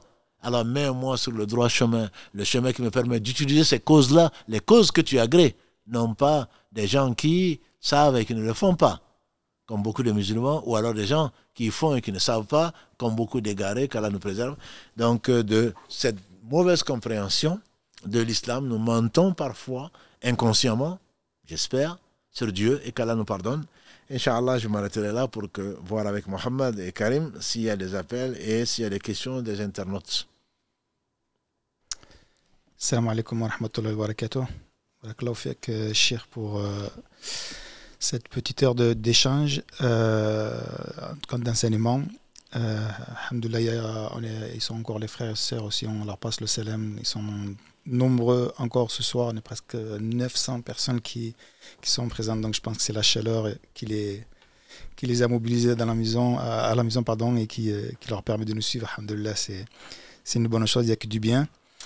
Il y a effectivement quelques questions, Chir. Et je vais commencer par une question qui a été posée, qui est souvent posée, notamment quand on aborde ce sujet-là. Il me semble même qu'on l'a traité dans le premier épisode, mais peut-être ce serait bien de revenir dessus. C'est quelle est la meilleure terre, le meilleur pays, meilleur lieu pour faire la hijra? Alhamdulillah, si le prophète sallallahu alayhi wa sallam a quitté la Mecque, qui est l'endroit qui est le plus aimé d'Allah, il aurait pu rester là, c'est la meilleure terre. Non, l'objectif doit être clair. Je vais fuir vers Allah. Où est-ce que je peux avoir la satisfaction d'Allah subhanahu wa ta'ala en appliquant ce qu'il aime? Voilà la meilleure terre. Si c'est la Mecque, ce n'était pas le cas du prophète sallallahu alayhi wa sallam. Allah a décrété que c'était Médine après 13 années de souffrance et de mission à la Mecque. Médine n'est pas mieux que la Mecque, on le sait très bien. Donc il n'y a pas de terre par définition. Mais le meilleur endroit pour moi où je dois fuir vers Allah, c'est là où je peux pratiquer ma religion, ce que Allah aime et agrée, qu'il a révélé pour le bien-être ici-bas avant l'au-delà. Donc on ne peut pas, ce n'est pas une terre en tant que telle. Bien entendu, aujourd'hui, il y a des terres où on peut appliquer plus les lois d'Allah, l'adoration, où on peut adorer mieux Allah qu'ailleurs, mais demain, il se peut que ce soit pas cela. Combien de musulmans ont fui des pays musulmans, je dis, parce qu'ils sont persécutés pour leur religion, pour venir dans d'autres pays. Donc il ne s'agit pas de pays en tant que tel, ce n'est pas une question de terre. C'est une question de où est-ce que je peux aujourd'hui, dans les conditions dans lesquelles je vis, où je ne serai pas persécuté pour ma religion, où je peux rechercher ce pourquoi j'ai été créé, c'est-à-dire où je peux adorer Allah subhanahu wa ta'ala. La question est de se poser en ces termes-là et non pas en termes de terre. Wallahu a'lam. Barakallahu fik, Cheikh. On en parlait un peu tout à l'heure en off, quand on parle de la hijra, c'est pas forcément aussi que par rapport à, enfin forcément par rapport à la religion, mais aujourd'hui, vu un petit peu les changements climatiques, on a dans des pays musulmans où ça devient difficile avec la chaleur, etc. Donc le fait de vouloir peut-être partir dans un autre pays pour un climat meilleur, mais que ce pays n'est pas forcément accueillant pour les musulmans. Que doit-on faire à ce moment-là? C'est une hijra. C'est une hijra d'un point de vue linguistique. On quitte un lieu, même une hijra d'un point de vue de makan, comme on l'a dit. Il y a trois types de hijra. Il y a la hijra de makan, c'est ce qu'on appelle hijra en général. C'est le fait de quitter un endroit pour un autre endroit. Mais le prophète sallam nous a avertis, et le hadith très beau, qui est le premier hadith choisi par Al-Nawawi et bien d'autres savants, les actes ne valent que par l'intention qui les anime. Celui qui veut sa hijra pour Allah et son messager, sa hijra lui sera comptée pour Allah et son messager. Celui qui fait la hijra pour épouser une femme ou une affaire de ce bas monde, ou une affaire de ce bas monde ou une femme, sa hijra lui sera comptée pour ce pourquoi il aura fait la hijra. Donc quitter un lieu pour un autre lieu, il faut savoir pourquoi. Si on y va pour un peu de confort avant la mort, il se peut que Si on y va, en tout cas, on sera récompensé pour ce pourquoi on a fait la hijra. Celui qui a fait la hijra parce que son épouse, donc on appelle donc ce muhajir, dans le muhajir de Qais, il a été parce que cette femme, elle lui a dit, si tu ne viens pas à Médine, je ne vais pas t'épouser. Donc il a fait la hijra. Certains, ceux qui ne savent pas, pensent qu'il a fait la hijra pour aller comme les compagnons du prophète, mais en réalité, il n'a pas été pour ça, il a été pour une femme. Donc si on va pour le climat, on sera récompensé pour le climat, on va peut-être mieux vivre pour peu de temps, et ensuite, on ne sera pas récompensé pour ce pourquoi on fait la hijra, ou les gens pensent qu'on fait la hijra. Donc c'est un choix de vie, c'est un mode de vie, je ne dis pas qu'il ne fallait pas chercher le mieux, mais quand on décide de quitter un endroit pour un autre, il faudrait que Allah, subhanahu wa ta'ala, sa cause soit la priorité. Si effectivement en plus il fait plus doux, si en plus on y trouve plus de travail, si en plus on y est plus respecté, tant mieux. Mais la première, mieux vaut patienter. Qu'est-ce que c'est que ce bas monde? On va y passer combien de temps? De toute façon, au mieux, c'est la centaine. Mais là, comme l'a dit le prophète sallam, nous sommes l'âge moyen de ma communauté, c'est de 60 à 70 ans. Donc, quel que soit ce que l'on fait, on va mourir. Et quand, Allah seul le sait. C'est pas parce qu'on a fui, on n'a jamais pu fuir la mort. Donc, mieux vaut patienter dans des conditions qui ne sont pas celles qui sont idéales, elles ne seront idéales qu'au paradis. Elles ne seront idéales qu'au paradis. Et donc, ce qui me déplaît dans ce bas monde, c'est qu'on a beau profiter de l'air frais, on a beau profiter des mets succulents, une fois qu'on a mangé, c'est fini. On n'a qu'un souvenir. C'est pour ça, d'ailleurs, les gens aiment bien les photos, des souvenirs. À quoi ça peut t'apporter? Donc c'est le vécu, et ça tu l'auras qu'au paradis où ce sera éternel. Donc le choix est important effectivement. Si on peut aller dans un endroit où on peut mieux vivre, il y a plus de confort, mais à condition qu'il y ait plus de confort pour le cœur, c'est-à-dire que le cœur soit plus tranquille, soit plus purifié, qu'on fuit les futilités, qu'on fuit les désobéissances à Allah. Oui, là c'est une véritable hijra, digne de ce nom. Après, bien entendu, on fait ce qu'on veut et on sera récompensé, comme l'a dit le prophète sallam, on sera récompensé pour ce pourquoi on a fait donc la chose. En tout cas, on prie pour nos frères et nos sœurs qui, dans certains pays, traversent effectivement des canicules assez fortes, et c'est vrai que ça ne doit pas être facile pour nous déjà ici, c'est assez compliqué, mais alhamdoulilah, comme tu l'as si bien dit, il faut patienter. Je te propose de prendre un premier appel, et juste avant de prendre l'appel, j'aimerais juste faire un petit rappel concernant les appels téléphoniques. Sachez que quand vous appelez, parfois on met du temps pour vous répondre parce que on a juste, même si alhamdoulilah, on est bien équipé, on n'a pas un standard qui nous permet de prendre plusieurs appels, de vous faire patienter, d'échanger avec vous avant de vous faire passer à l'antenne. Donc ne désespérez pas, insistez, rappeler plus tard. C'est le temps qu'on prend le premier appel et que le temps qu'il y ait l'échange, que Chir donne la réponse, et la réponse peut être aussi plus ou moins longue. Et s'il vous plaît aussi, posez des questions auxquelles on peut répondre assez rapidement, et ne posez pas 3 ou 4 questions en suivant, Inch'Allah. Barakallahu fikum. Donc on va prendre un premier appel, Inch'Allah. Allô, salam alaikum. Wa alaikum salam. Vous êtes en direct, Inch'Allah. Vous m'entendez bien? Très très bien. Super, merci. Barakallahu fikum. En tout cas, à vous et à toute l'équipe pour vos interventions et toute la pédagogie de l'imam. Merci beaucoup. Ma première question, mais du coup j'en posais qu'une, suite au rappel que vous venez de faire. J'en avais 2.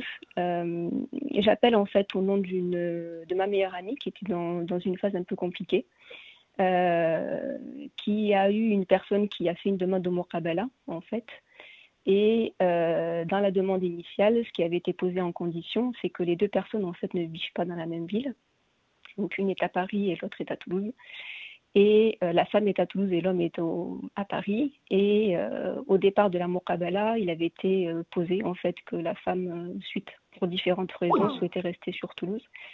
Et malgré, en tout cas, toute l'avancée de la démarche et justement toute l'investigation qui est nécessaire, etc., visiblement, l'homme s'est ravisé en reposant visiblement une règle que c'est à la femme de suivre l'homme. Donc, du coup, ma question est la suivante. Quelle est la source, ou comment aborder cette question du lieu de vie qui visiblement devient un point bloquant pour l'avancée de ce projet? Alhamdulillah, c'est peut-être le résultat de l'istikhara. J'entends par là, c'est que peut-être que l'enquête n'était pas complète. même si on l'avait fermé le dossier, voilà. Donc le prophète sallam a insisté sur les conditions, notamment les conditions du mariage. C'est-à-dire que effectivement, souvent on accepte tout et puis en fait on ne respecte pas la parole donnée. Et ça, ce n'est pas du tout signe de foi. Quand on s'engage, le prophète sallam, il a dit, l'engagement est important, d'autant plus important que ça engage les conditions de mariage. Donc quand je décide que j'accepte que ma femme reste à Toulouse et que moi je reste à Paris, alors je dois l'accepter. Et si les conditions changent, je dois demander à la permission. Là, la femme n'est pas obligée de suivre le mari. Contrairement à si on s'était marié et en réalité, il n'y a pas eu de conditions. Donc, on n'a pas eu de conditions. Si l'homme décide après discussion avec l'épouse, après analyse de la situation qu'il serait mieux que l'on aille vivre au Luxembourg, mais on y va. Mais là, si la femme a exigé et que l'homme a accepté, on doit respecter les conditions de l'engagement. Sinon, elle peut reprendre sa liberté et ce n'est pas bon signe pour un homme.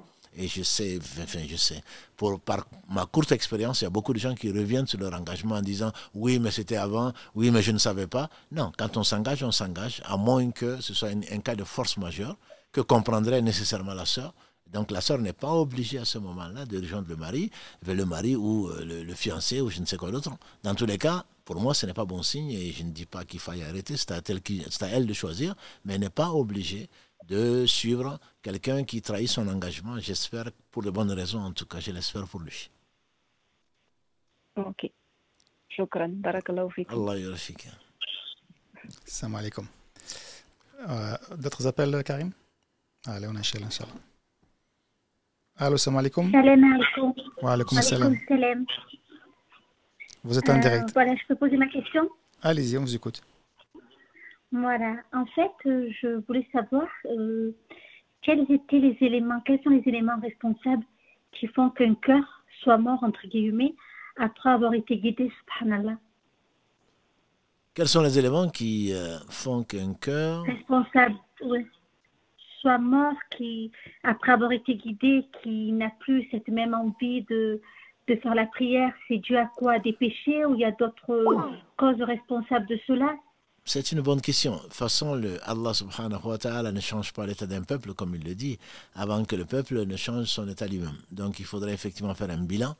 Ça, c'est lui qui le dit dans la sourate A'rad en particulier. Allah la yughayyiru ma biqawmin hatta yughayyiru ma bi anfusihim. Donc il faudrait voir qu'est-ce qui nous a amenés dans cet état-là, effectivement faire un bilan, et le muhasaba, voir quels sont les péchés qui nous ont conduits à ça. Et si on n'en trouve pas, c'est qu'on n'a pas bien cherché. C'est sûr qu'Allah subhanahu est juste, et s'il a fait ce cadeau d'ouvrir le cœur vers l'obéissance, parce que la foi ne suffit pas, Allah ouvre le cœur et assiste la personne vers l'obéissance. Si Allah a décrété que la personne devait avoir cette épreuve-là, ce que je connais de l'origine, je ne connais pas. Mais ce qu'il faudrait multiplier, c'est la demande de pardon. De la demande de pardon que l'on identifie ou pas les fautes. Donc il faut persister, il ne faut pas que Satan nous dise « Allah t'a abandonné, je ne peux pas, je verrai plus tard ». Non, raison de plus pour encore en faire plus, même si le cœur il n'est pas mort. Si le cœur était mort, on reviendrait à l'islam. Non, le cœur, il est malade et Satan a certainement joué un rôle dans ça. Donc il faudrait chercher, il faudrait jeûner, il faudrait faire le qiyamul layl, il faudrait demander encore plus à Allah, il faudrait encore persister. Ce n'est qu'une bonne occasion pour revenir vers Allah. D'accord. Je parlais pas pour moi en général, hein, mais c'est pas du coup péché en fait, c'est un tout. C'est un tout, bien entendu. C'est rare que l'affaire soit aussi simple que ça. C'est un tout. Mais ce qui est bien dans l'épreuve, c'est qu'il faut se poser la question. On nous a enseigné que quand tu... Faire une introspection, je ne sais pas comment on dit une introspection. Voilà, c'est une introspection de voir en soi-même. C'est l'occasion rêvée, entre guillemets. Rarement on s'assoit pour faire le bilan. Allah nous contraint à un bilan. Ce qu'on appelle le muhasaba. C'est qu'on fait dire à Omar ibn Khattab, qu'Allah l'agrée, voilà, de faire le muhasaba avant qu'on nous pèse nos actions. Normalement, on doit le faire au moins une fois par jour, voire plus. Avant de dormir, où on se pose, qu'est-ce que j'ai fait de ma journée? Parce que je crois que vraiment que demain, je vais rendre compte. Si on ne le fait pas, et que finalement, comme l'a dit le prophète sallam, l'homme fait, ou une femme, fait un péché, un point noir se met sur son cœur. Il demande pardon, Allah efface le point noir. S'il ne demande pas pardon, il persiste, il fait le péché sur péché, le cœur devient noir. Et donc, il dit, c'est à ça que fait allusion le verset de la sourate 83, certainement leur cœur a été voilé, ou leur cœur a été donc obscurci par ce qu'ils ont fait. Donc c'est pour cela qu'il faut régulièrement se poser la question, qu'est-ce que j'aurais dû faire? Est-ce que j'ai fait du bien? Si j'ai fait du bien, alhamdulillah, je vais persister. Si ce n'est pas le cas, je demande pardon à Allah. Voilà l'attitude à avoir tous les jours, au moins avant de dormir. D'accord, je comprends. Et je voulais vous demander autre chose. Peut-être que c'est un lien avec ce que je viens de vous demander. Par exemple, je sais que normalement, quand on fait des doigts auprès d'Allah Azzawajal, par exemple, il m'a toujours répondu dans le sens que c'est un truc fou ce que je vais dire, subhanallah. J'ai toujours demandé la même chose, je demande toujours une chose, je suis toujours en attente de cette chose. Et chaque fois, je lui dis, Allah, si tu me donnes cette chose, je sais que normalement, je n'ai pas à dire ce que je demande à notre Seigneur le Très-Haut. Mais un exemple, chaque fois que je lui demande quelque chose, je dis, si vraiment tu me l'accordes, par exemple, je lui dis, envoie-moi un oiseau blanc ou un papillon blanc. Et je vous jure, chaque fois ce que j'ai demandé.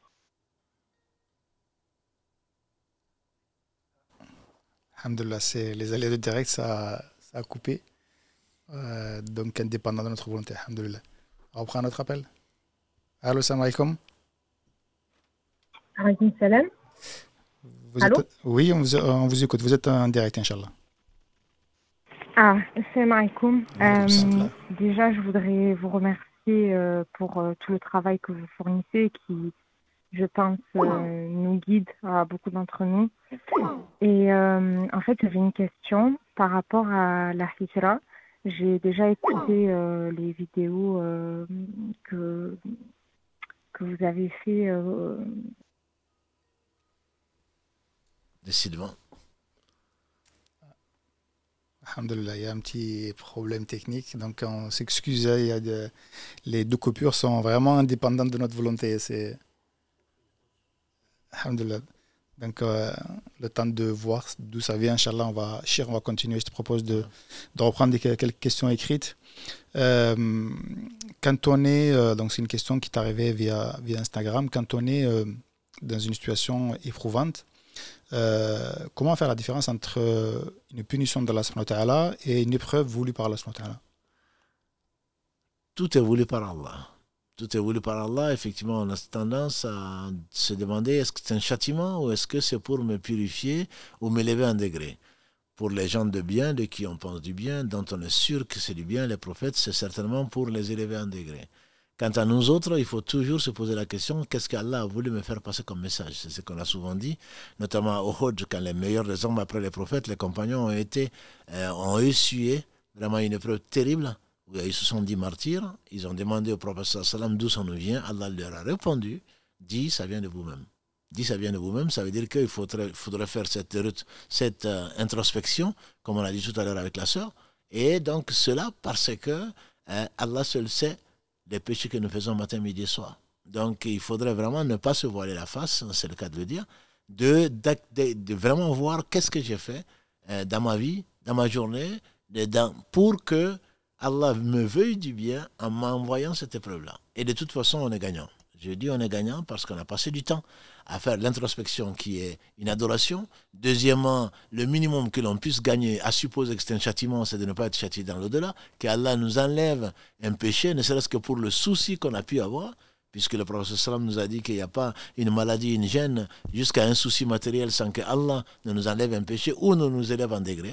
Et si ce n'est pas ça, ce sera un degré. Dans tous les cas, il faut bien le prendre et ne pas se poser la question de la poule et de l'œuf.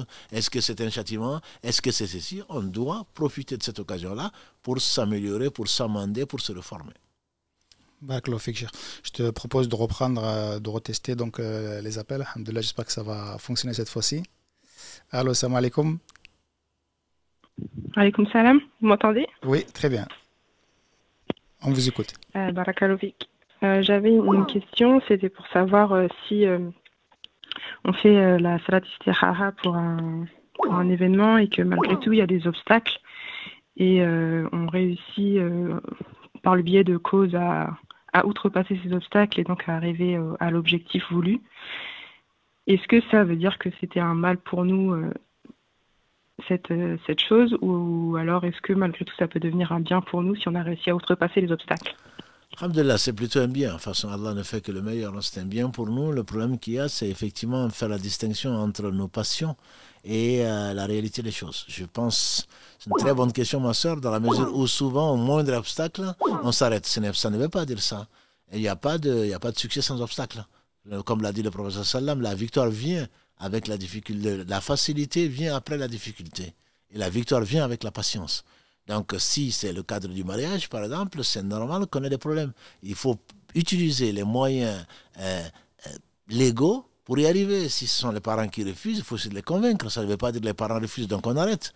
Par contre, si ça persiste, les parents refusent, et qu'on persiste, on dit quand même, moi je vais changer de tuteur parce que...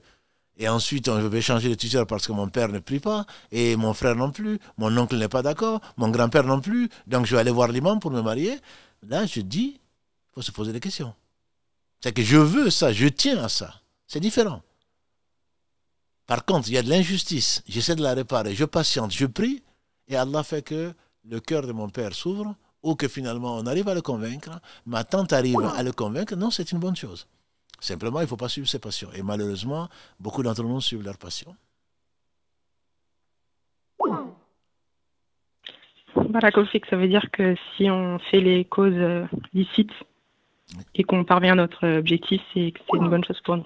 Absolument, les causes licites, mais encore une fois, j'insiste, c'est peut-être pas ton cas, mais je connais beaucoup de cas qui ne font l'istikhara que pour le mariage, et souvent c'est, il me faut absolument celle-là, je suis sûr que c'est la bonne, je suis sûr que c'est le bon mari. Qu'est-ce que tu en sais? Pourquoi faire l'istikhara alors si tu es sûr que c'est le bon mari, que c'est le bon partenaire? Non, c'est pour cela qu'on fait l'istikhara. Allah, toi tu sais, moi je ne sais pas. Il peut me mettre très bien, pas seulement bien, mais peut-être qu'il n'est pas bien pour moi. Moi, je peux être très bien, mais je ne suis peut-être pas bien pour lui.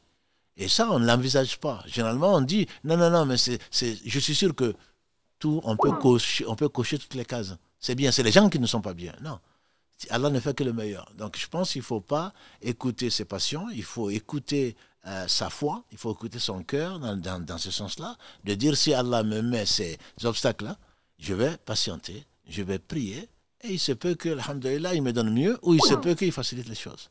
Et ne pas se précipiter sur ses passions, parce que le choix est déjà fait. Souvent, on fait l'istikhara avec un choix qui est déjà fait, et un choix convaincu, qui n'est peut-être pas le meilleur. Barakallahu fik. C'était pas par rapport au mariage, mais j'ai compris le message. C'est plus le message qu'autre. C'est pour ça que j'ai dit c'est peut-être pas pour toi. Mais je connais par expérience beaucoup de personnes, de jeunes en particulier, qui ferment les yeux, qui suivent leur passion et ensuite se plaignent. Et pourtant j'ai fait l'istikhara. Et je dirais, et pourtant tu as désobéi à tout le monde. Alhamdulillah. Barakallahu fik en tout cas, ça pour la question. Barakallahu fikum. Salam alaikum. D'autres appels, Karim? Alors, vas-y. Allô, salam alaikum. Allô? Allô, oui, wa alaikum salam. Alors, je suis en direct? Oui, vous êtes en direct, on vous écoute, Inch'Allah. D'accord. Assalamu alaikum. Tout d'abord, je tenais à vous remercier. Vraiment, on apprend beaucoup grâce à vous. Moi, je voulais juste poser une question par rapport à une remarque qu'un ami m'avait faite par rapport au fait que qu'on ne devrait pas en fait s'intéresser à la politique. En fait, je suis dans un pays où limite on est en dictature.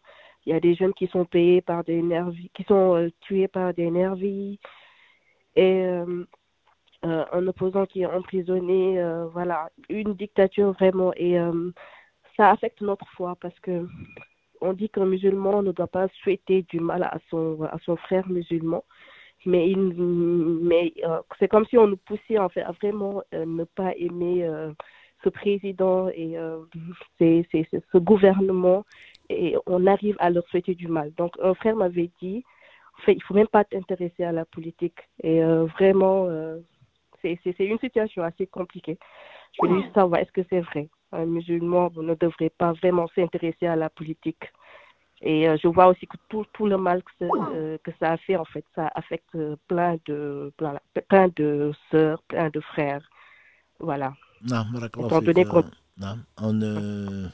Excusez-moi de vous avoir coupé. Je dirais simplement que on prie Allah subhanahu wa ta'ala de faciliter la situation, surtout actuelle, des musulmans, notamment ce que vous connaissez, que ce soit en Afrique occidentale en particulier, que ce soit au Sénégal aujourd'hui encore au Niger, au Mali, au Burkina Faso, dans tous ces pays-là qui sont dans un état, Dieu seul le sait, donc il faut prier pour eux. Je ne suis pas sûr que les gens prient beaucoup, je pense, alhamdulillah, et on a vraiment, il y a de quoi s'inquiéter.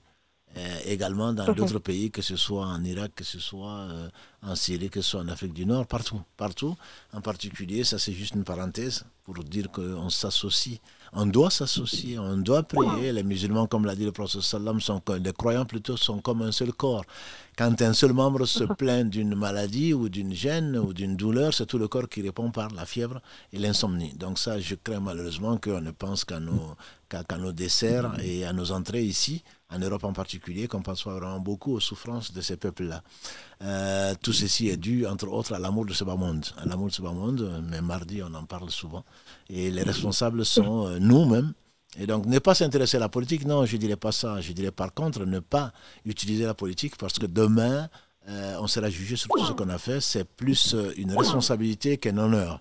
Donc, courir la désobéissance au gouverneur, le professeur a beaucoup insisté dessus, de donner à chacun son droit, notamment aux responsables, et même si eux ne donnent pas nos droits. Donc le fait de vouloir changer le mal, par le soulèvement, n'a jamais résolu un problème. Et Ibn Al-Hassan al-Basri, qu'Allah fasse miséricorde, il dit la dictature des dictateurs traduit la colère d'Allah.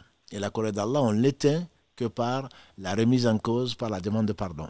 Donc moi, j'aurais dit que la politique peut se faire, mais dans un cadre bien précis, et surtout compter sur Allah et ne pas aller dans la désobéissance au gouverneur qui va amener une justification d'une répression encore plus forte, voire des assassinats. C'est de l'injustice, ça, je n'en doute pas. Je suis le premier concerné, c'est de l'injustice. Mais l'injustice ne se corrige pas par l'injustice. Et je me demande, et c'est ce que je demande à chacun d'entre nous, qui d'entre nous se lève à 2h, 3h du matin pour invoquer son Seigneur? Qui d'entre nous fait sa prière à l'heure? Qui d'entre nous n'est pas corrompu dans ces pays-là et dans nos pays? Qui je me pose la question. Donc si on pose la question pourquoi on a ça, c'est parce que le peuple est corrompu, qu'Allah nous en préserve. Je ne veux insulter personne, mais c'est parce que nous méritons ça, entre guillemets. On a nourri cela et on vit d'injustice, on vit parfois de haram, et donc Allah nous éprouve pour qu'on revienne vers lui repentant. Si on ne le fait pas, je crains que ce n'est pas avec ces politiciens qui mettent les gens dans la rue, les jeunes dans la rue, et des tués, des assassinés, des prisonniers, et ensuite ils se lavent les mains, le jour où ils seront élus, ils auront oublié leurs idéaux. Ils auront oublié ces jeunes-là, ils auront même oublié le peuple en général. Donc je pense qu'il faut que les gens que les musulmans ne soient pas naïfs et que ces gens-là ne cherchent pas le bien du peuple, ils cherchent leur propre bien, leur place. Et donc ça, il faut faire attention, d'être très très vigilant et de rester attaché à Allah subhanahu wa ta'ala, attaché à la justice, qu'on peut payer certainement, mais qu'il faut vraiment être attaché au vrai et à la justice en utilisant seulement les moyens légaux. Inch'Allah. Inch'Allah. Barakallahu fik. Allah yarfik. Avant de reprendre un appel, une autre question qui est arrivée aussi sur Instagram, un peu dans la continuité par rapport à Salat Istikhara. Quand on fait une demande à Allah subhanahu wa ta'ala, on fait des invocations sur un projet bien spécifique et qu'on voit qu'il n'y a toujours aucun résultat. Est-ce qu'on doit continuer malgré tout à faire la même demande? Ou est-ce qu'on doit se dire non, finalement, si ça ne vient pas, ce qu'Allah ne veut pas ce projet pour nous, en fait? Les avis des savants divergent dessus. Est-ce qu'on peut faire, si j'ai bien compris la question, est-ce qu'on peut faire toujours l'istikhara, plusieurs fois l'istikhara sur un projet, ou si on le fait qu'une seule fois? Pas forcément l'istikhara, invoquer Allah subhanahu wa ta'ala, voilà, Allah, donne-moi cette chose dans toutes mes prières, et pendant des années. Non, mais le problème, c'est que si on est convaincu, si on a ce besoin-là, on peut continuer à demander. Allah, le prophète sallallahu alayhi wa sallam a dit, Allah ne cesse pas de répondre aux demandes, sauf jusqu'à ce que le serviteur dise « j'ai assez demandé ». J'ai assez demandé, donc je ne demande plus. Non, Allah se fâche contre celui qui arrête de demander si c'est du bien. Si c'est du bien. Maintenant, ça ne veut pas dire le projet, je l'ai d'une certaine façon, je veux qu'il se réalise. Allah sait que ce n'est pas le moment, et donc il faut patienter. Et au fur et à mesure, soit Allah améliore le projet, soit Allah nous fait changer de projet, nous donne d'autres opportunités. Donc il faut continuer à faire confiance à Allah. La réponse du projet, la réponse d'Allah peut venir dans un autre projet que nous n'en avions pas prévu. On peut faire d'autres rencontres, on peut avoir d'autres idées, mais en fait qui reviennent, qui sont mieux, qui sont meilleurs que le projet initial que nous avions. On peut améliorer le projet alors qu'en réalité, sans s'en rendre compte. Donc il faut continuer. Tant qu'on pense que le projet est bon, on dit que le prophète sallam a appelé les gens 15 tribus sans qu'aucune tribu ne lui réponde. Voilà, donc si l'objectif est clair, si le projet est, entre guillemets, bien défini et clair, à ce moment, on continue à demander à Allah et on continue à essayer. Mais il se peut que Allah ait mis le bien ailleurs. On a des appels, Karim? Allô, la chaîne. Allô, salam alaikum. Oui, salam alaikum. Allô? Wa alaykoum salam wa rahmatullahi wa barakatuh. Vous m'entendez? Très très bien, on vous écoute, Inch'Allah. Je ne sais pas si tout à l'heure je suis passée à l'antenne, mais je me suis peut-être trompée. En fait, je voulais poser une question par rapport à la hijra. Ah oui, très bien. Ça a coupé, c'était indépendant de notre volonté. Ça a coupé, voilà. C'était un problème technique. C'est très bien que vous ayez rappelé, alhamdoulilah. On vous écoute. Voilà. En fait, j'ai écouté plusieurs vidéos par rapport à la hijra que le cheikh a fait et il nous a très bien expliqué. Donc, j'ai très bien compris le principe de la hijra spirituelle qui prime sur la hijra physique, puisque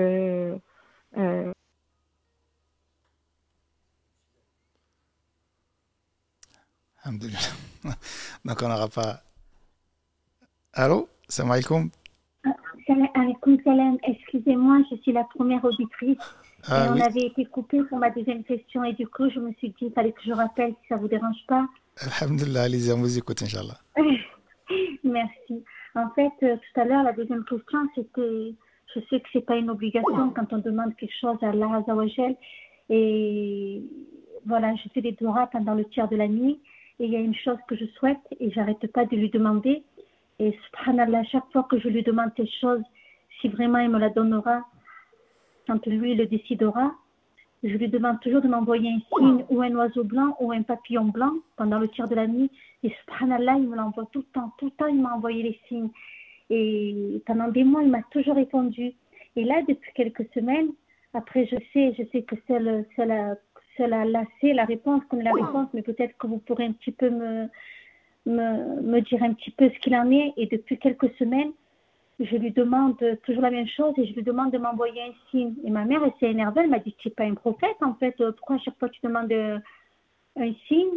Alors je me disais, est-ce peut-être parce que justement, il m'envoie tout le temps les signes et peut-être il doit se dire que malgré tous les signes, elle ne place pas ma confiance en moi, c'est pas assez, ou peut-être parce qu'il est en colère contre moi pour certaines choses, alors j'essaye de regarder ce que j'ai fait quelque chose de mal, si j'ai pas essayé de médire sur une personne, ce que j'ai fait de bien ou de mal, et voilà, je voulais que... Bon, on va quand même répondre à cette question de l'oiseau blanc et des papillons blancs. Non, le problème c'est que Allah n'est l'obligé de personne, ma soeur. Allah n'est l'obligé de personne. C'est pas parce qu'il ne faut pas lui demander de vous envoyer ceci et cela. Vous le faites pour vous rassurer, il l'a déjà fait, il n'était pas obligé de le faire. Et donc s'il ne le fait pas, ça ne veut pas dire qu'il est fâché contre vous, c'est pour vous éduquer peut-être, tout simplement. Allah n'est l'obligé de personne. Si vous demandez à Allah, il donne s'il veut. Il donne parce qu'il est généreux, mais il n'est pas obligé de donner. Donc demandez fermement et soyez patiente.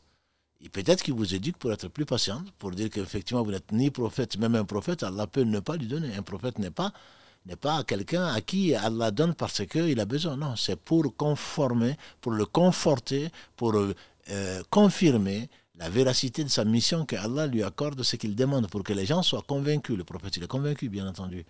Donc, il faudrait faire attention, ne pas demander à Allah, si tu vas me donner ceci, montre-moi cela, etc., etc. Ce n'est pas un rapport de serviteur à seigneur. Donc, peut-être qu'Allah veut simplement vous éduquer et nous éduquer avec vous. On s'excuse vraiment pour l'autre sœur, on n'a pas pu prendre sa question, ça fait deux fois qu'elle appelle et surtout que sa question elle est vraiment dans le sujet du jour. Donc si elle peut réessayer une nouvelle fois, Inch'Allah. Karim, je sais pas si tu as d'autres appels. Allô, salam alaikum. Allô. Salam alaikum, vous êtes en direct, Inch'Allah. Alaikum salam wa rahmatullahi wa barakatuh. Barakallahu fik pour tout le travail que vous faites. Je vous appelle en direct de Marseille, c'est mon frère de Marseille.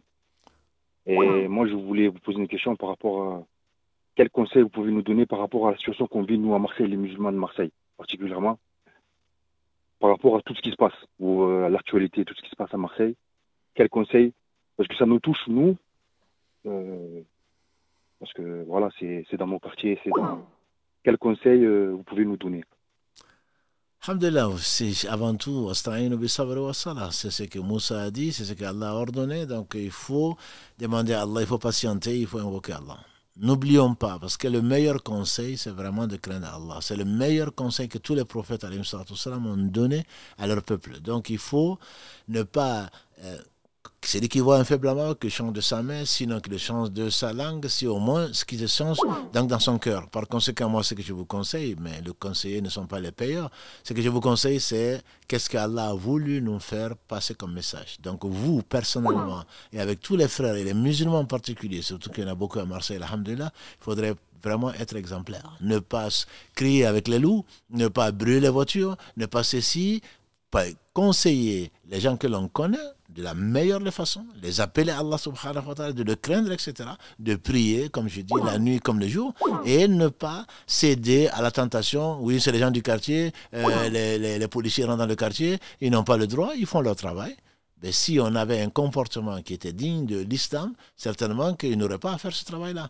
Donc, peut-être que c'est une minorité, je n'en doute même pas, mais la majorité n'a pas à suivre non plus la minorité pour défendre l'injustice. Voilà. Donc je pense qu'il faut vraiment, chacun d'entre nous a une responsabilité d'être exemplaire d'un point de vue comportemental, avec Allah bien sûr, et ainsi également avec les voisins, avec les non-voisins, avec tout un chacun, et prier tout en étant patient et ne pas passer par les fenêtres pour atteindre l'objectif, malgré la pression. Qu'Allah vous assiste. Barakallahu fik. Mon frère. Chir, la sœur qui voulait poser sa question, elle a posé finalement via Instagram. Elle a bien fait. Alhamdoulilah, donc vraiment elle s'excusait, on ne sait pas ce qui s'est passé techniquement. Donc si je comprends bien la question, c'est donc malgré toutes les vidéos, en fait, tous les lives qu'on a pu faire, tout ce qu'on a pu donner comme explication, mais elle se pose la question à partir du moment où on est dans un pays où les enfants ne peuvent même plus faire la prière, notamment à l'école. Il me semble d'ailleurs qu'on avait répondu à cette question. À ce moment-là, qu'est-ce qu'on fait? Mais qu'est-ce qu'on fait? On prend ses responsabilités. On prend ses responsabilités, c'est ce qu'on a toujours dit. Et que chacun d'entre nous, nous sommes tous responsables de la situation des musulmans ici dans ce pays-là. On est malheureusement, comme d'autres, on est tous des consommateurs. Beaucoup d'entre nous sont des consommateurs. Et donc, je pense qu'il faut se donner la main, il faut réfléchir, il faut construire des écoles, il faut les ouvrir en respectant les lois. Et pour pouvoir le faire. À ce moment-ci, on ne peut pas le faire, on n'a pas d'autre choix que de faire la hijra physique, c'est clair. Mais ce n'est pas la hijra physique. Je dis, les prophètes, s'ils voulaient bien vivre, ils ne seraient pas restés chez eux. Hein. Et un prophète viendra au jour du jugement dernier avec lui personne. Donc Allah nous éprouve. Les musulmans de France, comme d'Europe, comme d'ailleurs, ce n'est pas parce qu'Allah ne nous aime pas, au contraire. Quand Allah aime, il éprouve. Donc il faudrait que chacun d'entre nous mette ses petits projets, que chacun d'entre nous mette ses vacances, que chacun d'entre nous mette ses petits objectifs. Voilà. Moi je pars, toi tu pars, ma soeur, nous partons, vous partez, ils partent. Ce n'est pas comme ça qu'on va résoudre le problème. Je pense qu'il faut s'engager de façon sereine, de façon objective, de façon scientifique pour essayer d'arriver à un but que Allah aime. Et si on n'y arrive pas, à ce moment-là, Allah sait qu'on n'y arrive pas, on sera contraint de partir. Mais alors, je ne dis pas au moins difficulté, je ne sais pas ce que j'ai dit. Mais je pense qu'on a encore des possibilités. On a encore des possibilités qu'on n'a pas épuisées. C'est ce que je dirais. Et donc je pense, comme je le disais, quand Allah t'aime, il t'éprouve. Et Allah t'éprouve pour ton bien. Et donc on donne un peu plus de soi, qu'on donne un peu plus de ce qu'on possède, comme des écoles musulmanes sont en train de fermer. Pourquoi? Parce qu'ils n'ont pas d'argent, pour des raisons financières. Alors que les pétrodollars, et Allah seul sait combien, ils circulent. Donc je pense qu'il faut être simplement plus sincère. C'est ce que je demanderais à Allah subhanahu wa ta'ala de nous accorder. Plus sincère, plus solidaire. À ce moment-là, Allah certainement répondra à nos invocations-là. Donc je pense que chacun d'entre nous doit se sentir responsable et pas avoir la responsabilité seulement dans le gouvernement, dans l'opposition, dans la majorité, dans ceci. Alhamdulillah, nous sommes des acteurs. On doit être acteurs, on ne doit pas être consommateurs. Et nous sommes souvent des consommateurs, ce que je disais tout à l'heure. Quand on a été coupé, nous sommes malheureusement, comme beaucoup de gens, des consommateurs. Ce n'est pas notre droit. On n'a pas donné notre droit. On a droit à ceci. Et ton devoir alors? Pose-toi la question de ton devoir. C'est ton devoir sur lequel tu seras interrogé au jour du jugement dernier. Ce n'est pas sur tes droits. Le prophète sallam dit, fais tes devoirs, même si on devait te taper sur le cou. Donc ce n'est pas parce qu'il y a une répression, ce n'est pas parce qu'il y a une résistance, ce n'est pas parce qu'il y a une animosité contre toi que tu as le droit de baisser les bras. Je pense qu'il faut aller jusqu'au bout, au bout quand c'est légal, au bout quand c'est possible. Et Inch'Allah, avec beaucoup d'invocation, beaucoup de patience et beaucoup de sacrifices aussi. Parce que nous, on veut le beurre, l'argent du beurre. Si on n'a pas les allocations, comment on va faire? Non. S'il faut le beurre, l'argent du beurre, on ne l'aura que parce qu'on a fourni des efforts. Et les efforts, souvent, on est résistant à cela. Que chacun d'entre nous se pose cette question-là. Est-ce que j'ai fait des efforts et combien d'efforts j'ai fait pour arriver à ce que Allah aime et ne pas baisser les bras? Moi, c'est la voie que je vois pour l'instant, en tout cas. Wallahu ala wa ala. Barakallahu fik, Cheikh. On prend un dernier appel, Inch'Allah. Allô, salam alaikum. Wa alaikum salam. Vous êtes en direct, ma soeur. On vous écoute. Ah, je suis en direct. Ah, ça fait plaisir. Depuis tout à l'heure, j'essaie de vous appeler. C'est le dernier appel, du coup? Oui, exactement. Je vous avais demandé d'insister, donc il faut insister. Alhamdoulilah, vous avez bien fait. Alhamdoulilah. On vous écoute. Donc, en fait, moi, j'ai une question importante et deux autres questions par rapport à l'été. Donc, la première question, c'est est-ce que le turban, vous savez, les petits bonnets qu'on met sur la tête, pour commencer avant de porter le voile, sont légiférés? Ouais, en fait, est-ce que ça a son importance ou pas de cacher ses cheveux et de s'habiller un petit peu moustour avant de porter le voile? Est-ce que le burkini, c'est autorisé, surtout dans ces périodes chaudes? Parce qu'il y en a qui ont... Enfin, moi, en tout cas, j'ai pas les moyens d'aller en plage privée ou piscine privée. Et troisième chose, comment se sortir véritablement... Bah, après, ça, c'est une autre... Ça va être trop long, mais comment se sortir de la sorcellerie tout seul? Parce que j'avais regardé un petit peu les vidéos, mais comment s'en sortir tout seul véritablement, parce que j'arrive pas à m'en sortir depuis des années. Voilà. De là, j'aurais espéré que Karim allait couper la liaison, mais visiblement, c'est pas quand tu cheveux. Non, alhamdoulilah, ce sont de bonnes questions. Il n'y a pas de mauvaises questions, de toute façon, il y a de mauvaises réponses. Donc, je commence par la fin. Comment s'en sortir tout seul? Il faut savoir qu'on ne peut rien faire tout seul. Ma soeur, on ne peut rien faire tout seul. Non, mais j'ai bien compris la question. Je pense c'est qu'il faut compter sur Allah. La hawla wa la quwwata illa billah. Ce n'est pas un bon racri, ce n'est pas un ceci, cela. Il faut vraiment la conviction. Comme je disais mardi, Kevin qui s'est dit j'étais malade, il se lève, il était condamné, il se lève la nuit, il pleure toute la nuit, toutes les larmes de son corps, il se réveille, il n'est plus malade, il est guéri. C'est ce qu'il a dit dimanche dernier avant de se convertir. Donc je pense qu'il faut de la sincérité, il faut la demande d'Allah et les sorciers ne peuvent pas, si pour quelque chose, on ne vivra pas. Donc ensuite, il faut prendre les moyens, effectivement, écouter le Coran, être sincère, demander à Allah de nous guérir, il nous guérira. Et s'il ne nous guérira pas, c'est pour notre bien. Voilà, donc il faut surtout éviter d'aller voir les charlatans et surtout mettre des amulettes, des gris-gris et je ne sais quoi d'autre. C'est donc ces arnaqueurs-là qui vivent de ça. Il ne faut pas les encourager, voilà. Ni sur Internet, ni ailleurs. Donc ça, c'est la dernière question. Ensuite, le burkini, je ne sais pas ce que c'est. Le hijab, non, je sais pas ce que c'est, je pense voir la photo. Je veux dire, je ne vois en rien la conformité du burkini avec l'islam. Honnêtement, quand des gens font de la politique d'été, la politique à dessous, pour parler mal de l'islam, en interdisant le burkini, pour moi, c'est quelqu'un qui monte ses formes. Je ne vois pas en quoi le burkini peut être utilisé contre l'islam. Je ne vois pas. Parce que quand on montre, quand on cache plutôt, on montre. Je ne vois vraiment pas, honnêtement. Ça, c'est ma position sur le burkini. Donc, porter un burkini, pour moi, ce n'est pas parce que ce n'est pas une revendication de l'islam ni quoi que ce soit. Moi, je ne vois vraiment pas le lien parce que le hijab, il a 8 conditions parmi lesquelles que l'habit ne soit pas serré.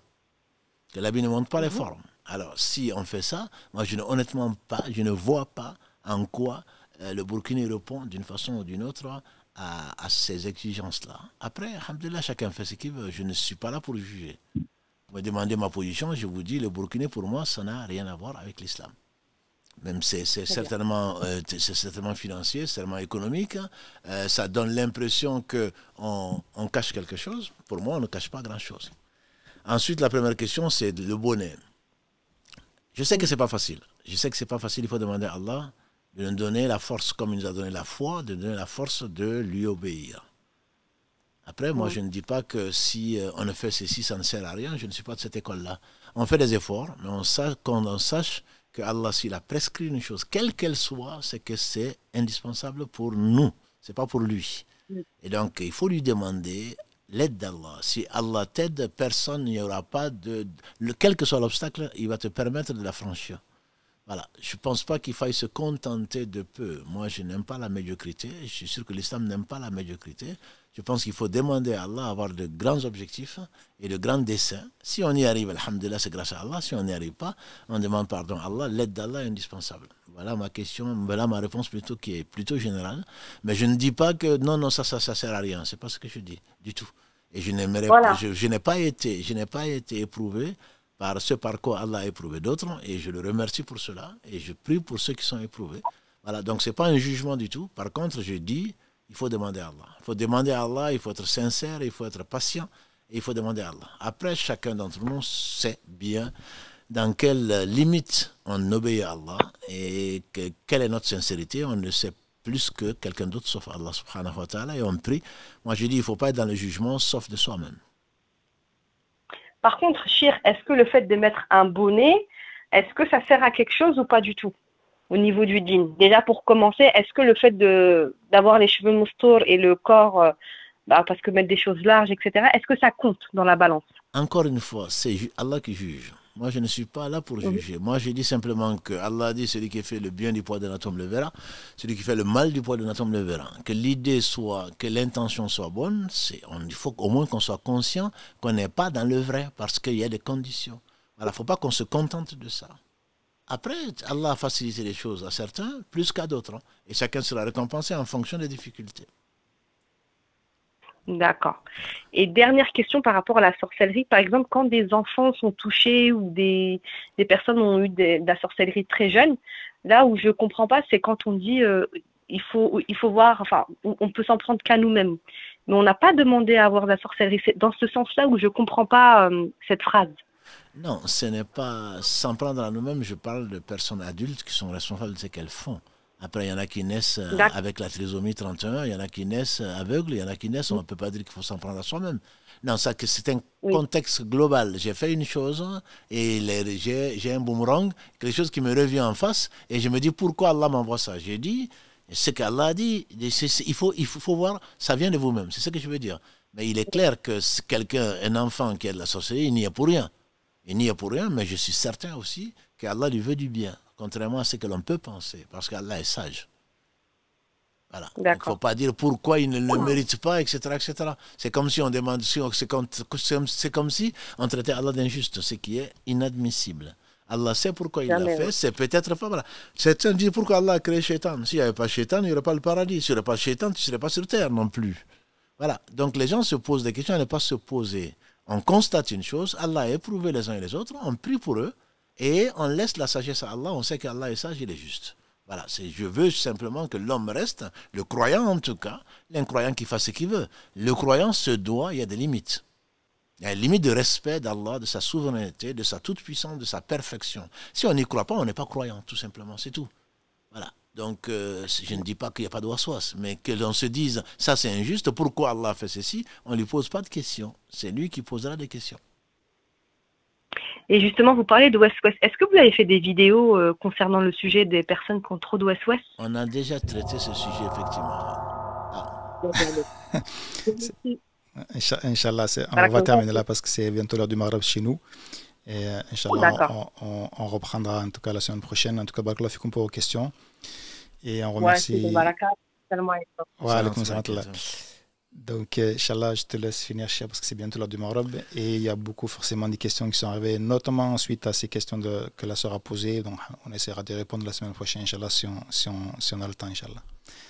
Je te laisse terminer. Alhamdulillah, je remercie Allah d'avoir des sœurs et des frères intéressés par leur religion. C'est ce que je dis, hein. Honnêtement. Je remercie Allah pour tout, notamment d'avoir des frères et des sœurs qui sont, malgré la difficulté, qui cherchent des solutions, qui sont croyants. Je ne doute pas de leur foi. Et donc c'est pour ça que je les aime, malgré nos défauts, on est incomplets.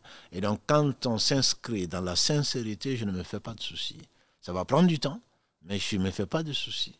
Voilà, donc je demande à Allah subhanahu wa ta'ala de nous rendre sincères et de faciliter les épreuves des uns et des autres, et qu'on le rencontre, qu'il soit satisfait de nous. Cela ne dépend que de lui, au travers des efforts qu'il nous permet de faire, notamment de comprendre ce pourquoi nous sommes sur cette terre, et de comprendre que la cause qui est la plus importante, c'est qu'est-ce que nous allons dire devant Allah. Si on oublie cette question-là, je pense qu'on est complètement à côté.